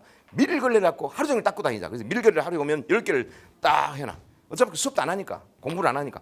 난 하루 종일 복도, 화장실, 교실 하루 종일 밀걸레 10개로 이제 닦고 다녀. 근데 애들이 이제 달라질 거잖아요. 그렇게 보면 한 3주 동안 계속했어요. 교실 수업할 때도 수업할 필요도 없어. 듣도 안 하니까 그냥 계속 1시간 내내 닦아줘. 칙칙. 그럼 3주가 지나니까 아이들이 변한 거 있어요. 어떻게 변했어요? 침을 더 많이 뱉어요. 나만 보면 침 생각이 난대요. 그러면서 한 아이가 침을 칙 뱉고 나서 발을 드는 거예요. 선생님 여기 닦으세요. 그러니까 저쪽에 있는 애가 칙 전부 다 막 이러는 거예요. 그때 나는 사람이 아니구나. 악마를 보았다. 나는 너무너무 좌절해버린 거야. 그리고 92년 2학기 때 거의 학교를 그냥 어떻게 다니는 건 모르겠어요. 그리고 12월 2일 날 드디어 학교를 그만뒀어요. 못 견디겠더라고. 그래서 교장선생님한테 갔어요. 교장선생님 저 그만둘랍니다. 이게 1년도 지금 못 채운 거예요. 그러면 교장선생님 나한테 이렇게 말해야 돼. 왜 그만둔가? 근데 이 사람 나한테 그만둘 줄 알았네 이러는 거예요. 그러니까 내가 궁금해서 왜 내가 그만둘 줄 알았어요? 그랬더니 애들이 가면 안 갔다 오면 안 갔다 뭔 지랄다고 쫓아다니고 난리하고 몇 쪽은 못 갔잖아. 이렇게 말한 거야. 성이 유씨야, 유씨. 그러면서 뭐라 그러지? 자네 딸 초등학교 3학년이라며, 집도 사골세라며, 자네 아내는 아무것도 안 하고 있고 뭘 먹고 살 건데? 이렇게 말한 사람이에요. 그렇게 말하면 안 되지. 정말 얄미워. 이름도 말할 수 있는데 그냥 안 할래. 근데 있잖아요. 10년이 지나고 내가 교육청에 장사가 됐거든요. 그분이 그때까지 교장이에요. 나한테 전화가 왔어요. 박장학사, 나 있잖아 이번에 교장 정퇴하네. 근데요, 저기 내가 놀기는 좀 그렇고 배움터 지킴이 자리 하나 해줘서. 없어요. 내가 그랬더니. 근데 계속 해주라고 괴롭혀. 내가 강주 시내에서 말 제일 안 듣고 담배 제일 많이 피는 고등학교 줬어요. 그랬더니 3일 만에 그만두고 3일 만에. 그래 그냥 짐을 싸가지고 그냥 짐을 갔어요. 이제 그만뒀으니까. 그러니까 내 아내가 그걸 쳐다보고 이게 뭡니까? 예, 그만뒀습니다. 왜 그만뒀습니까? 나는 선생이 아닌 것 같습니다. 그럼 다른 선생은 뭘 합니까? 이렇게 말한 여자예요. 이따 보여줄게 그 여자도. 또 이 말도 참 무책임하시군요. 이 말도 했어. 이 말도. 그렇게 말하면 안 되죠. 당신이 저녁에 와서 잠을 못 자고 앉으라고 뱉지 말라고 할 때부터 가슴이 아팠습니다. 얼마나 힘이 드세요. 당신이 박사학위도 받고 그랬으니 이제 다른 데 가시면 되지요. 걱정 마세요. 이래야 되잖아요. 이렇게 말한 여자예요. 그래서 나는 이분한테 대들 수가 없어요. 누나예요. 누나 한 살 더 드셨어요. 그리고 이제 학교를 그만두고 이제 다른 직장을 찾으려고 박사학위를 받았으니까 막 교수를 냈는데 시간 강사 안 받아주네. 시간 강사도.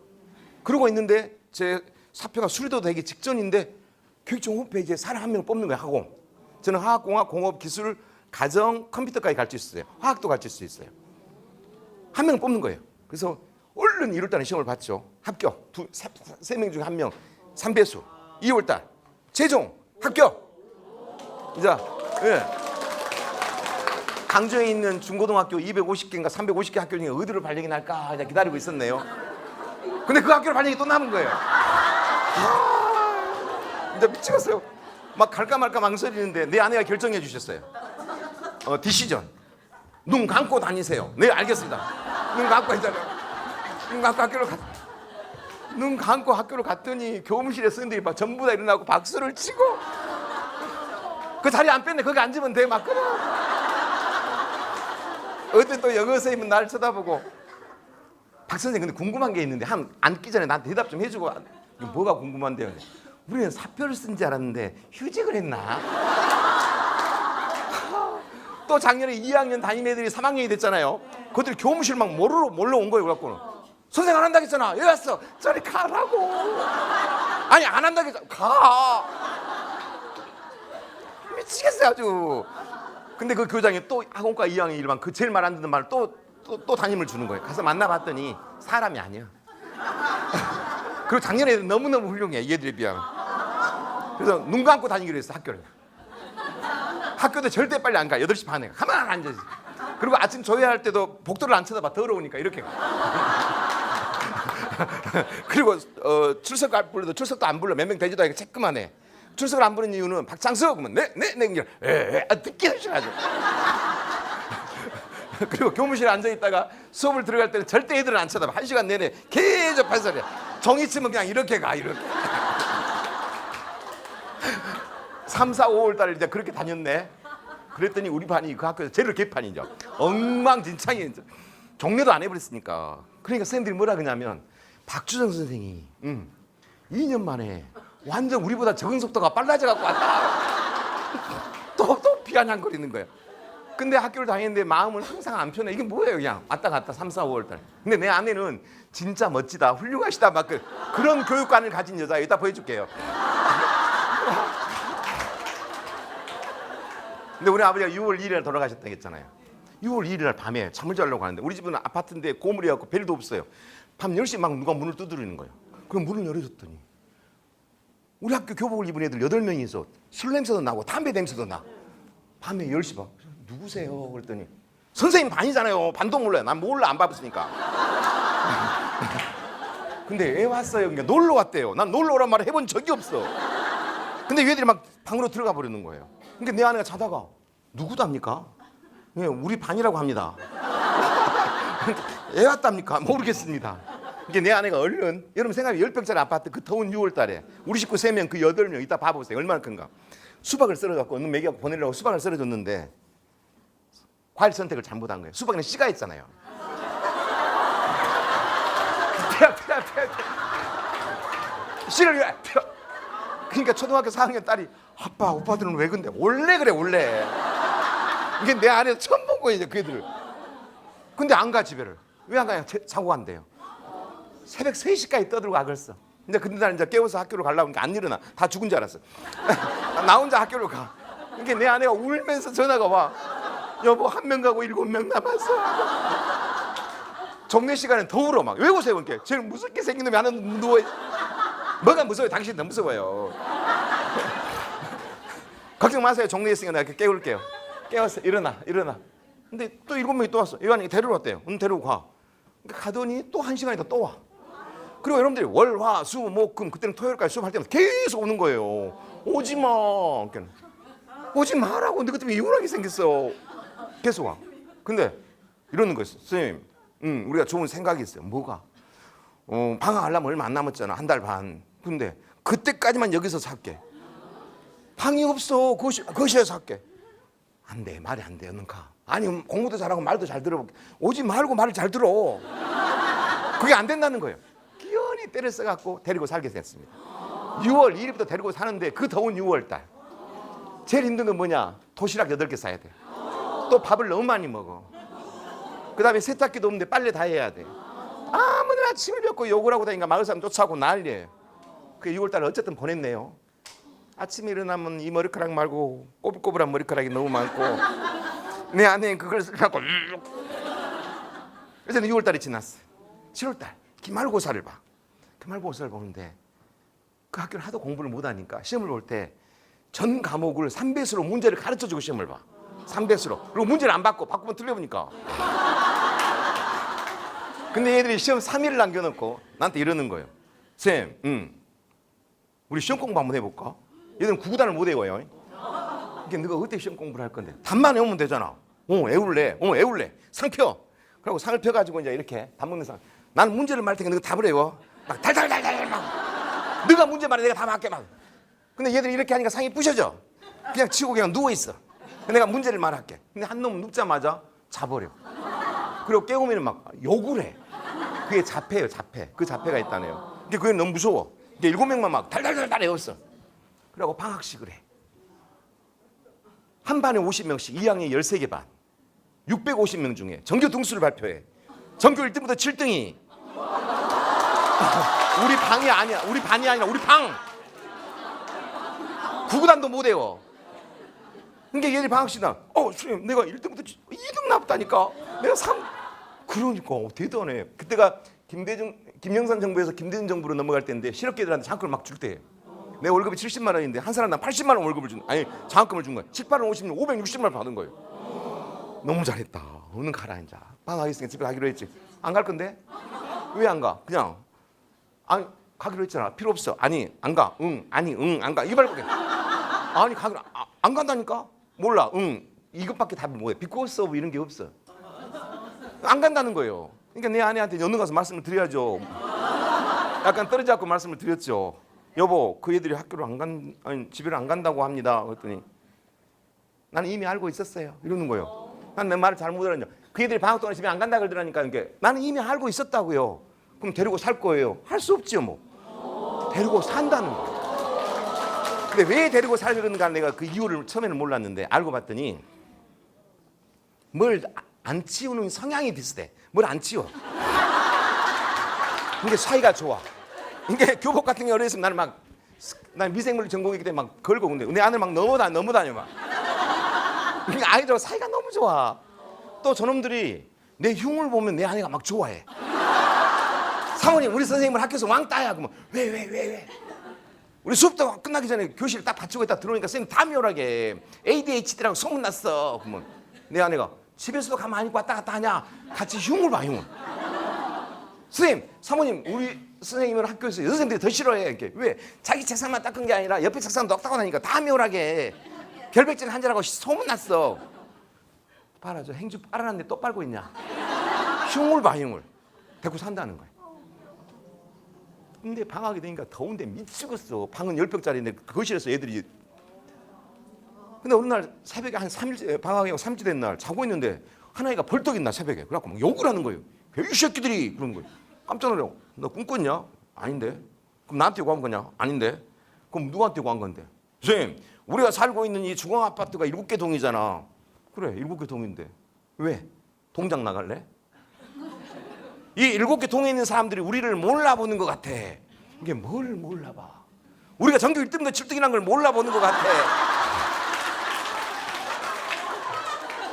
당연히 모르지. 근데 어떻게 그걸 느꼈어? 선생님이 인사를 잘하라 그래서 인사를 하는데 우리 인사를 안 받아줘. 똥통학교라고. 그리고 우리들을 저놈들하고 똑같이 취급해. 우리는 1등부터 7등인데. 그럼 어쩌라고. 7개 동에 들어가는 입구에다가 방을 붙여줘. 뭐라고 붙여줘? 1502호에 사는 애들은 전교 1등부터 7등이다. 알겠다. 다 붙여줬어. 그랬더니 걸음걸이가 아주 막 침도 몰래 받고 담배도 숨어서 피우고 지가 뭐가 된지 알아. 그리고 한 4일 된 날 방학해갖고 새벽 4시부터 일어나. 그래갖고 자폐 그래도 깨워. 그래갖고 어디로 가. 그리고 점심 때 막 와. 그리고 또 밥을 먹고 또 어디로 막 가. 그리고 새벽에 와. 일주일 내내 그러는 거예요. 내가 눈치를 챘죠. 이 새끼들 돈 80만 원 갖고 갤러그 하러 다닌 것 같구나. 갤러그. 갤러가 뭔지 알면 연식이 된 거예요. 내가 이제 못 들어오게 새벽에 들어오니까 막았어요. 야, 들어오지 마. 그랬더니 왜요? 너 지금 오락실 다니지? 아닌데. 뭔데? 아르바이트 다니는데. 너 돈 있잖아. 돈 있는데 부족해? 부족한데. 어디 다니는데? 주유소. 그러니까 돈이 있는데 왜 다니냐고. 부족하니까. 이게 뭐이 부족하니까? 몰라. 답답해. 뭐뭐 때문에 뭐마다 몰라. 응 아니 응. 뭐. 아니 돈이 80만 원 있는데 뭐라고 주유소를 다니냐고 그랬더니 선생님, 우리는 수능을 못 보잖아. 왜 누가 못 봐? 시험 보면 돼. 우리는 실력이 없잖아. 기초가. 화내지 말고 화를 내. 그래서 어쩐다고? 우리는 대학을 수능으로 안 보고 특차로 대학을 가려고. 오구디를 가려고 인하공대를 간다 그래서 우설벌 뭐라? 근데 비웃지 않는 근데 어떻게 갈 건데? 이게 주머니에서 신문지를 꺼내는 거예요. 선생님 봐봐. 인하공대 특차 요강 40명 선발 모집 요강. 수도네. 봐봐 요강 1. 실업계 고등학교 학생으로서 우리 실업계잖아. 이 내신 성적 7% 이내인 자라 우리 1%잖아. 3. 기능사 사익증을 많이 딴 자 이것밖에 없잖아. 그럼 기능사 자격증을 많이 따야 되겠네. 그래서 우리는 새벽에 나가서 주유소 일하면 70만 원 주거든. 장학금 80만 원 하나도 안 썼어. 이 150만 원 갖고 점심 먹고 새벽까지는 7군데 학원 다니고 있어. 그래서 눈물이 나더라고요. 정말로 내가 이때 일을 잘못 봤구나. 정말로 할 수 있는 걸 내 마음대로 생각했구나. 방학 동안 내내 하루도 안 빠고 열심히 하는 거예요. 구구단도 못 외웠던 애들이에요. 2학기 중간고사를 봤어요. 그날도 나는 너 2학기 중간고사에서도 1등부터 7등 나면 선생님이 우남동 시장에 가서 소주하고 낙지 사줄게. 응? 너 진짜 1등 7등 날 수 있냐? 당연하지. 어떻게? 다만 외우면 되잖아. 그래. 2학기 중간고사를 봤네. 1등부터 7등이 아니라 3명이 올백을 맞네. 별것도 아니에요. 문제를 안 바꿨으니까. 나는 그날 그 애들 데리고 옷 벗기고 교복 벗어 가자. 선생님 바로 술 사줄게. 교복을 벗기고 데리고 가고 있는데 8명을 데리고 가고 있는데 핸드폰 벨이 울려요. 그래서는 누구세요? 그랬더니 북부경찰서 행사과장이래. 왜요? 그랬더니 당신 경찰서로 오래.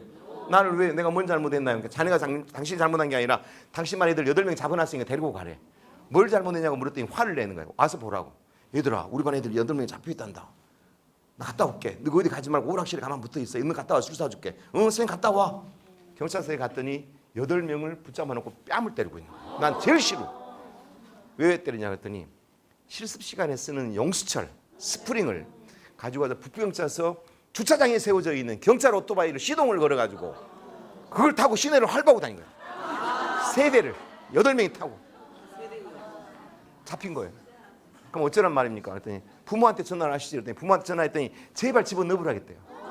그럼 나보고 어쩌란 말입니까? 그랬더니 얘들 풀어줄 테니까 내일 부모 데리고 오라고. 알겠다고. 풀어주세요. 가. 그리고 난 집에 와서 잠이 들어버렸네요. 뭔 약속을 안 지킨 거예요? 술 사준 걸 잊어먹어 본 거예요. 근데 새벽에 자고 있는데 누가 막 베개를 발로 차는 거예요. 근데 일어나 봤더니 그 애들이 몇 시간을 기다린 거야, 술을. 근데 누워있으니까 화가 난 거예요. 뻥쟁이, 일어나. 우리 몇 시간 기다리는지 알아? 얼굴 찰 뻔해. 그래서 내가 하지 마. 다음에 사줄게. 안 먹어. 야, 근데 왜 안 왔어? 아, 파출소 가갖고 너무 힘들어가지고 깜빡해버렸네. 그랬구나. 그래서 내가 야, 할 말이 없어. 내가 누워서 야, 그 애들 좀 사람 좀 만들어봐라. 8명 쳐다보고 있고. 그랬더니 우리가 이미 사람 만들어버렸어. 그것들 어떻게 사람 만들었다고? 때렸어. 내 벌떡이 났어. 얘들 때려요. 그 애들 때렸어. 아니 그 새끼들이 오락실로 왔더라고. 그래 오락실로 왔는데 어떻게 사람 만들었어? 선생님 이 집에 살고 있는 이 8명 중에 한 놈 빼고 7명은 사람이 돼버렸잖아. 응, 그래서 어쩐다고? 그래서 그놈들은 들어오고 우리는 나가기로 했어. 그렇게 온다고 하더냐, 그냥 온다고 했다는 거예요. 진짜? 그 뒷날 집에를 가봤더니 자폐는 누워있고 7명은 짐을 싸고 나가고 있고 오토바이 훔치는 놈들은 들어오고 있고. 그러니까 내 아내가 이게 지금 뭡니까? 할 말이 없어서 멤버 교체입니다. 그러면 저 애들은 어떤 애는 오토바이 훔친 놈들입니다. 그럼 우리 집에 뭘 숨겨야 됩니까? 저희는 오토바이 외에는 훔치지 않습니다. 그러고 이제 7명이 나가고 8명이 들어오고 1명 남고 그들 9명, 우리 식구 3명. 너무 편해. 추우니까 안 나대. 그리고 저희들하고 경쟁이 붙어갖고 공부만 해. 이제 1등부터 15등이 전부 다 우리 반. 달라져. 아, 이렇다. 이거 데리고 살면 되겠다. 그러나 데리고 살 수 없는 상황이 먼저. 그게 뭐냐? 경찰서에다 누가 투서를 했나가 봐요. 나한테 고액 과외를 한다고. 맨날 와서 고액 과외 하고 열어봐. 안 하잖아요. 경찰이 3번 오더니 나한테 끌려오라는 거예요. 왜요? 그랬더니 조서를 써야겠다. 과외는 안 한지 알지만 조서를 쓰자고 날 데리고 가는 거예요. 그러니까 우리 애들이 따라올라. 너는 오지 마. 나 먼저 갔다 올게. 우리 과외 안 했잖아. 이제 끌려가는데 얘들이 또 따라와. 오지 말라니까. 그래가 파출소를 막 들어가려고 하는데 한 놈이 경찰한테 이러는 거예요. 야, 짭새! 경찰이. 이 2명. 이 새끼들. 우리 선생은 실력이 없어서 과외도 못한다고. 이 새끼 나 공학 박사. 그러니까 내가 잡혀가는 게 싫은 거야. 거기 들어가면 맨날 물어본 말이 당신의 전공이 무엇입니까? 화학공학입니다. 화학공학인데 어떻게 전과목을 가르칩니까? 우리는 가르치지 않습니다. 그럼 어떻게 1등부터 15등이 거기서 나옵니까? 우리는 답을 해옵니다. 그럼 답이 유출됐습니까? 아니 우리는 전체가 알고 있어. 이 말을 이해를 못해요. 얘들아 우리 여기 살지 말자. 이 집으로부터 10km 떨어진 곳에 4,000평의 감나무 농장에 40몇 평의 창고가 있는데 방이 5개나 돼요. 근데 우리 이 임대비하고 똑같대. 사골세. 그래서 94년도에 거기 이사를 갑니다. 우리 여기 살자. 8명을 어떻게 4명 얼른 데려다주고 학교 왔다. 데리고 사는데 1994년으로 들어가서 95, 96, 97, 98, 99, 2000, 2001, 2002, 2003, 2004년 제가 장학사가 되기 전까지 데리고 살았던 애들이 707명. 근데 어떤 사람들은 707명을 한 번이나 데리고 사느냐. 하나님도 707명 못 데리고 살아. 우리는 정원이 8명이에요. 8명. 4명 깨워가지고 얼른 데려다주고 또 온와. 근데 707명이 어떻게 되냐. 10년이 되니까. 그럼 어떤 놈들이 들어왔냐. 나는 한 번도 추천해 본 적이 없어. 그놈들이 다 추천해서. 쌤 우리는 나고 저놈들이 들어와야 됩니다. 다 기수가 있어. 기수가. 그 애들은 어떻게 살고 있을까 궁금하죠. 그런데 시간이 조금 오버돼요. 이번에는 가슴속에 특별한 선생님을 담은 어느 학부모의 이야기를 제가 화면에 담아봤거든요. 네, 함께 보시죠. 선이야, 인사하자. 우리 주먹. 학부모들이 특별한 분으로 기억하는 선생님. 바로 박주정 선생님의 수업 시간이다. 여러분 안녕하십니까? 근데 점수 따기 경쟁에 내몰린 것이 인문계 아이들의 현실이라면 실업계 고등학교엔 또 다른 현실이 있다. 정준이도 머리 물들었네. 예. 야 근데 정준이 어울린다. 이거 집에서 했어요. 너희 집에서 했어? 아이들의 자신감 상실과 미리 어른 사회를 흉내내려는 현실이 그것이다. 또 우리 반 학부형들도 오실 건데 인사 잘하고. 응? 실업계 고등학교 1년 동안 교사로서 지내다 보니까 지내면서 느낀 점은 엄청나게 저희들이 생각했던 것보다 학생들이 다르다는 생각을 했었습니다. 옛날의 교사와 학생의 관계가 아니라 서로 불신의 관계가 팽배해져 있다는 느낌을 받고 저는 굉장한 좌절을 했었습니다. 이 학생들을 저희 아파트에서 데리고 살아보았습니다. 마지막이라고 생각하고 그랬더니 바로바로 변해가는 모습들을 보고 거기서 아, 이 학생들을 데리고 살면 틀림없이 변하는 거구나. 아이들과 사는 동안 주민들의 원성도 들었다. 심지어 고액과외를 한다는 오해도 받았다. 다행히 폐가를 개조한 농장이 꾸려졌고 아이들은 이제 이곳으로 모인다.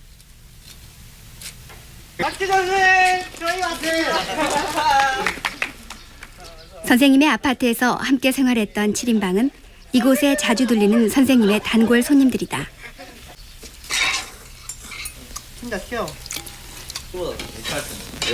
그 시절 습관대로 이곳은 자기 집 마냥 편하다. 선생님 사모님께도 좀 너무 고맙고요.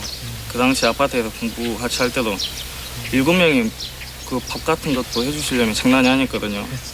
비록 반찬은 김치였지만 그래도 그게 제일 추억에 남아요. 친구들하고 같이 공부했던 게. 한때 학교를 벗어나려 했던 아이들은 이제 어엿한 사회인이 되었다. 선생님의 끈질긴 믿음 덕택에 가능한 일이다.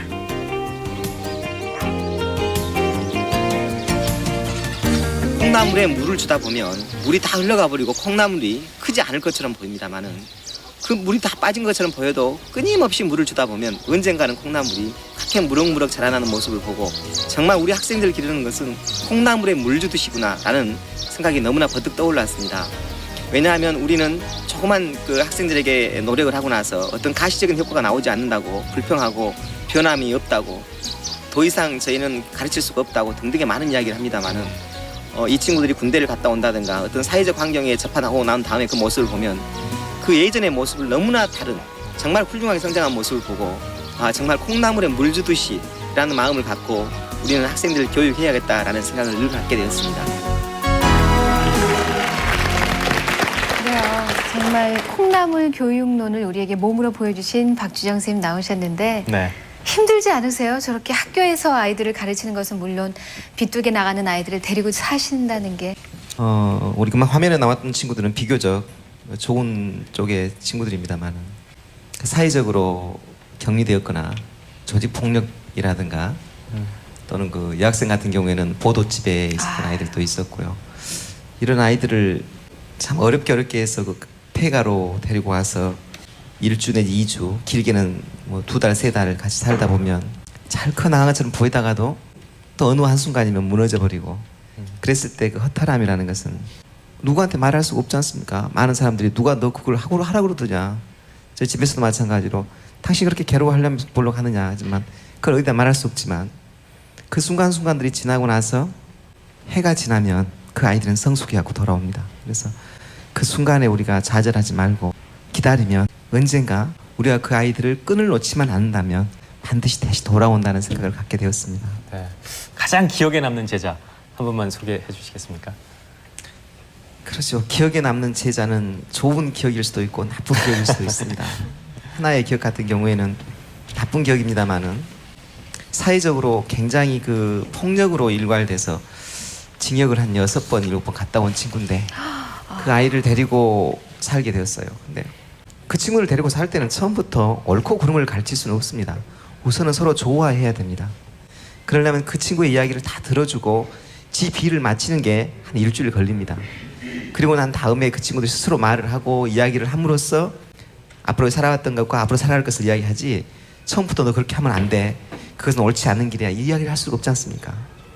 근데 이 친구는 한 2달 정도까지도 마음을 열지 않았어요. 물론 이 친구는 어머니 집 나가시고 아버지 그 알코올 중독이고 누나 그 유흥 시점에 나가서 집에 안 들어오고 자기는 처참하게 어디 살 수가 없는 아이입니다. 그러니까 우리가 생각하면 내가 됐더라도 저럴 수밖에 없지 않을까 라는 그런 친구인데 한 2달 정도를 그렇게 잘 지냈었어요. 근데 하루 날 저녁에는 제가 잠이 갑자기 들었는데 같이 잠을 자죠. 목이 이렇게 막 아파요. 그래서 눈을 떴더니 목을 조르더라고. 죽인다고. 그래서 굉장히 막 목소리가 안 나오죠. 그래서 근데 눈빛을 보면 그 친구가 나를 죽이려고 그러는 것인지 아닌지를 알지 않습니까? 그래서 만류를 했죠. 그러지 말라고. 그랬더니 그 친구가 울어요. 어째서 그러느냐 나 그랬어요. 그랬더니 나는 잘할 수가 없고 앞으로 버렸다고 생각하는데 선생님이 자꾸 너는 잘할 수 있고 앞으로 계획을 이야기하고 남자의 의리가 있는데 나갈 수가 없다는 거예요. 차라리 그냥 선생님이 죽어버렸으면 좋겠대요. 그러면 선생님이 자기에 대한 기대에 대한 배신감을 안 가질 것 같아서 나갈 것 같다고 목 놓아 울었어요. 그리고 나서 밤새내 울었습니다. 둘이 그 시민들이 울 때는 참 대성통곡이라고 봅니다. 오직 했으면 그 애가 저렇게까지 했을까 싶을 때 그랬을 때 그리고 나서 며칠간 지가 방황을 하더니 다시 돌아와서 선생님 공부를 다시 한번 해보랍니다. 그래서 2분의 1 더하기 3분의 1을 2분의 1 곱하기 3분의 1을 구별을 못합니다. 고1이죠 그때가. 그래서 반신반의했는데 돈을 달라 그래요. 30만 원을. 무한대신랑에 붙지 말고 달라 그래서 그러자 그랬더니 책을 사왔어요. 책을 사와서 자기가 수능 공부를 시작을 하겠답니다. 그럴 수 있겠느냐 그랬더니 해본다고 그래요. 그러더니 학교 갔다 오면 하여튼 아이들 방에서 앉아 있어요. 잠을 언제 잔지를 모르겠어요. 근데 저녁에는 막 아우성을 쳐요. 악을 써요. 안 되니까 공부가. 막 울고 불고 아우성 치고 땅을 치고 그래. 저걸 견뎌낼 수가 있을까? 그리고 옆에서 아주 긴장된 모습으로 쳐다보고 있죠. 저러다가 자살하다 해버리면 어쩔까? 그걸 이겨내더라고요. 그걸 이겨내고 6개월 만에 그 학교 전체에서 1등이 나요. 과에서. 그러니까 아주 의지죠. 아무것도 모르는 다 애우다시피 해요. 그러더니 수능 공부를 해서 그 아이가 해군사관학교를 갔습니다. 그래서 해군사관학교를 가서 그 아이가 2년 전에 전화가 왔어요. 선생님 나 주례 좀 해주라 그래서 그래서 해군 함정에서 하얀 제복 입고 제가 주례를 받습니다. 그래서 너무너무 이제 데이지요 그때 당시는 너무너무 즐거웠던 그 기억이 있고요. 하나의 기억은 똑같은 상황입니다. 그러니까 똑같은 아이의 상황인데 결국은 견디지 못하고 나갔어요. 나가고 나서 한 1년 정도 소식이 없더니 올해 황사가 많이 와서 힘들었던 때 있었죠. 올해 주소가 그 숫자로 써져 있는 편지 봉투가 왔어요. 그래서 읽어봤더만 교도소죠. 선생님 살려주십시오. 저 징역 16년을 받았습니다. 조직폭력에 못 할 짓을 다 하고 다니는 거예요. 살려주십시오. 이제는 왜 내가 이렇게 밖에 살 수 없었는지 선생님 죽을 것 같습니다. 살려주십시오. 살려주십시오라는 이야기만 계속 싸고 왔어요.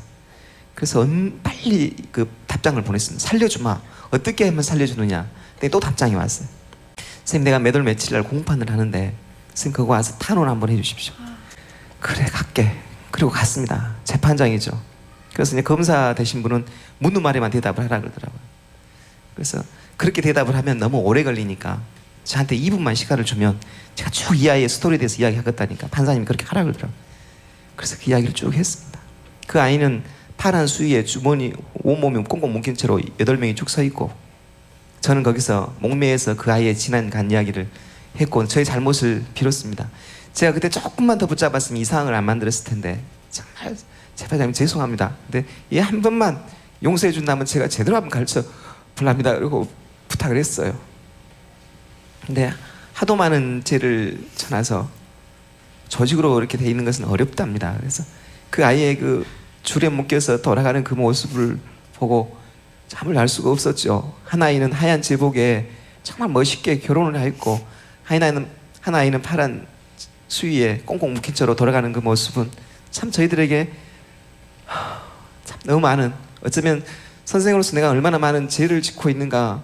내가 조금만 더 그 아이를 붙잡을 수만 있었다면 저 아이가 저렇게는 되지 않았을 텐데라는 생각을 합니다. 그래서 저는 그럽니다. 아이들은 수많이 변합니다. 수많이 변하기 때문에 우리가 선생님들은 부모님 탓하고 부모님은 선생님 탓하고 또 많은 사람들은 학생들은 엄마 탓하고 선생님 탓하는데 우리 탓하지 말자고요. 탓하지 말고 내 탓이다라고 이야기를 하자고요. 내 탓이고 선생님은 우리 탓이다라고 하고 어머니는 우리 탓이다라고 하고 사회는 우리 탓이라고 해야 되지 않을까? 왜 전부 저것 때문에 우리가 못한다라고만 이야기를 해야 될까? 그렇게 해서 왜 수많이 그렇게 많은 애들이 꽁꽁 묶여서 지금도 아우성을 치게 만들어야만 될까? 이것을 우리가 한 번쯤 생각을 해봐야 되지 않을까 생각을 합니다. 시간 관계상 끊었습니다. 두 아이의 이야기를 했습니다. 한 아이는 해군 대령이 되어 있습니다.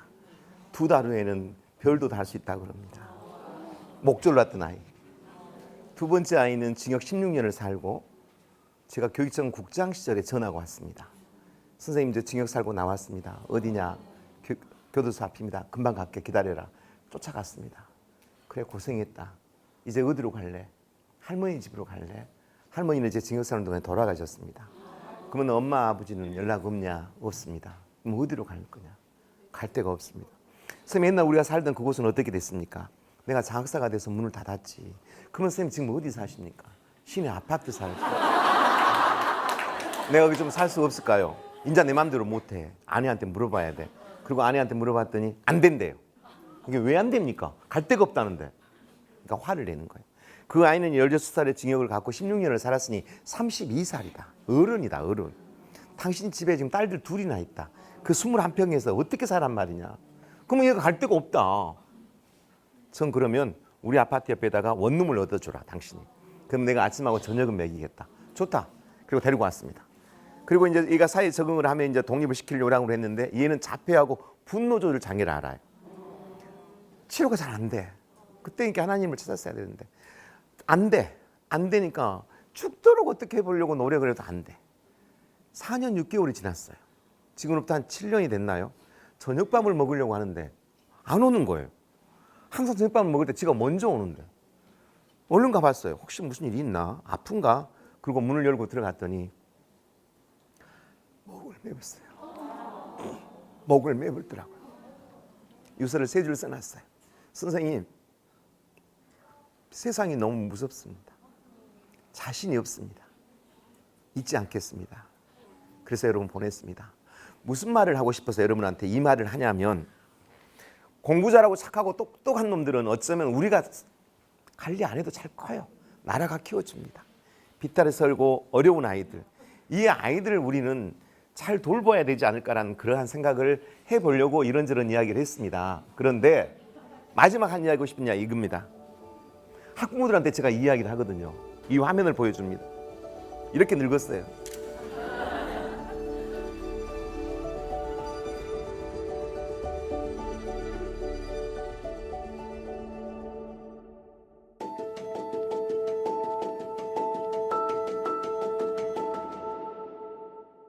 솔직한 고백을 좀 하고 싶습니다.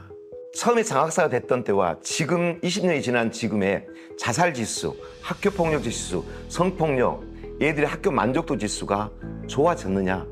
좋아지지 않았습니다. 똑같은 상황입니다. 코로나 이후 더 나빠졌습니다. 그렇다면 뭐가 문제일 것인가에 대한 뼈저린 반성을 하게 된 겁니다. 결론을 내렸습니다. 그 결론은 교육청과 학교, 선생님이 아무리 아이들을 지키고 노력한다 할지라도 교육의 한 주체인 학부모님의 축이 무너져 있으면 이건 불가능하다. 가정교육과 학부모의 교육이 너무너무 중요하다. 그런데 이쪽이 무너져 있으면서 모든 걸 학교만, 교육청과 교육부만을 바라보고 있기 때문에 해답이 나오지 않는다고 생각합니다. 이 아이들과 가장 많은 시간을 보내는 학부모님의 역할은 너무너무 중요합니다. 두 가지입니다. 하나는 우리 학부모님들이 우리 자녀하고 소통하고 대화하는 방법 배우셔야 되고요.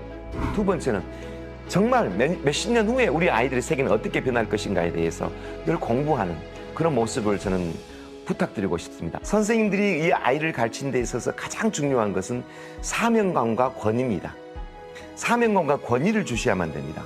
학부모님들께서 선생님한테 사명감을 줄 수 있는 분위기를 만들어 주셔야 되고 다소 어려움이 있더라도 가능하면 존경하고 애우를 갖춰주셔야 된다고 나는 생각을 합니다. 이 교권하고 인권하고 대립적 시각을 보는데요. 선생님에 대한 교권이 필요하다. 학생에 대한 인권이 필요하다. 그게 아니라 모두의 인권이 필요한 거죠. 그게 중심은 서로 그 사람의 인격을 존중하는 것. 이걸 가르쳐야 된다는 거죠. 즉 학교는 아름다워야 됩니다. 아름답고 즐겁고 신나고 그리고 뭔가 선생님들한테서 감동받고 이러한 곳을 만들어야만 저는 된다고 생각합니다. 학교는 그런 곳이어야만 됩니다.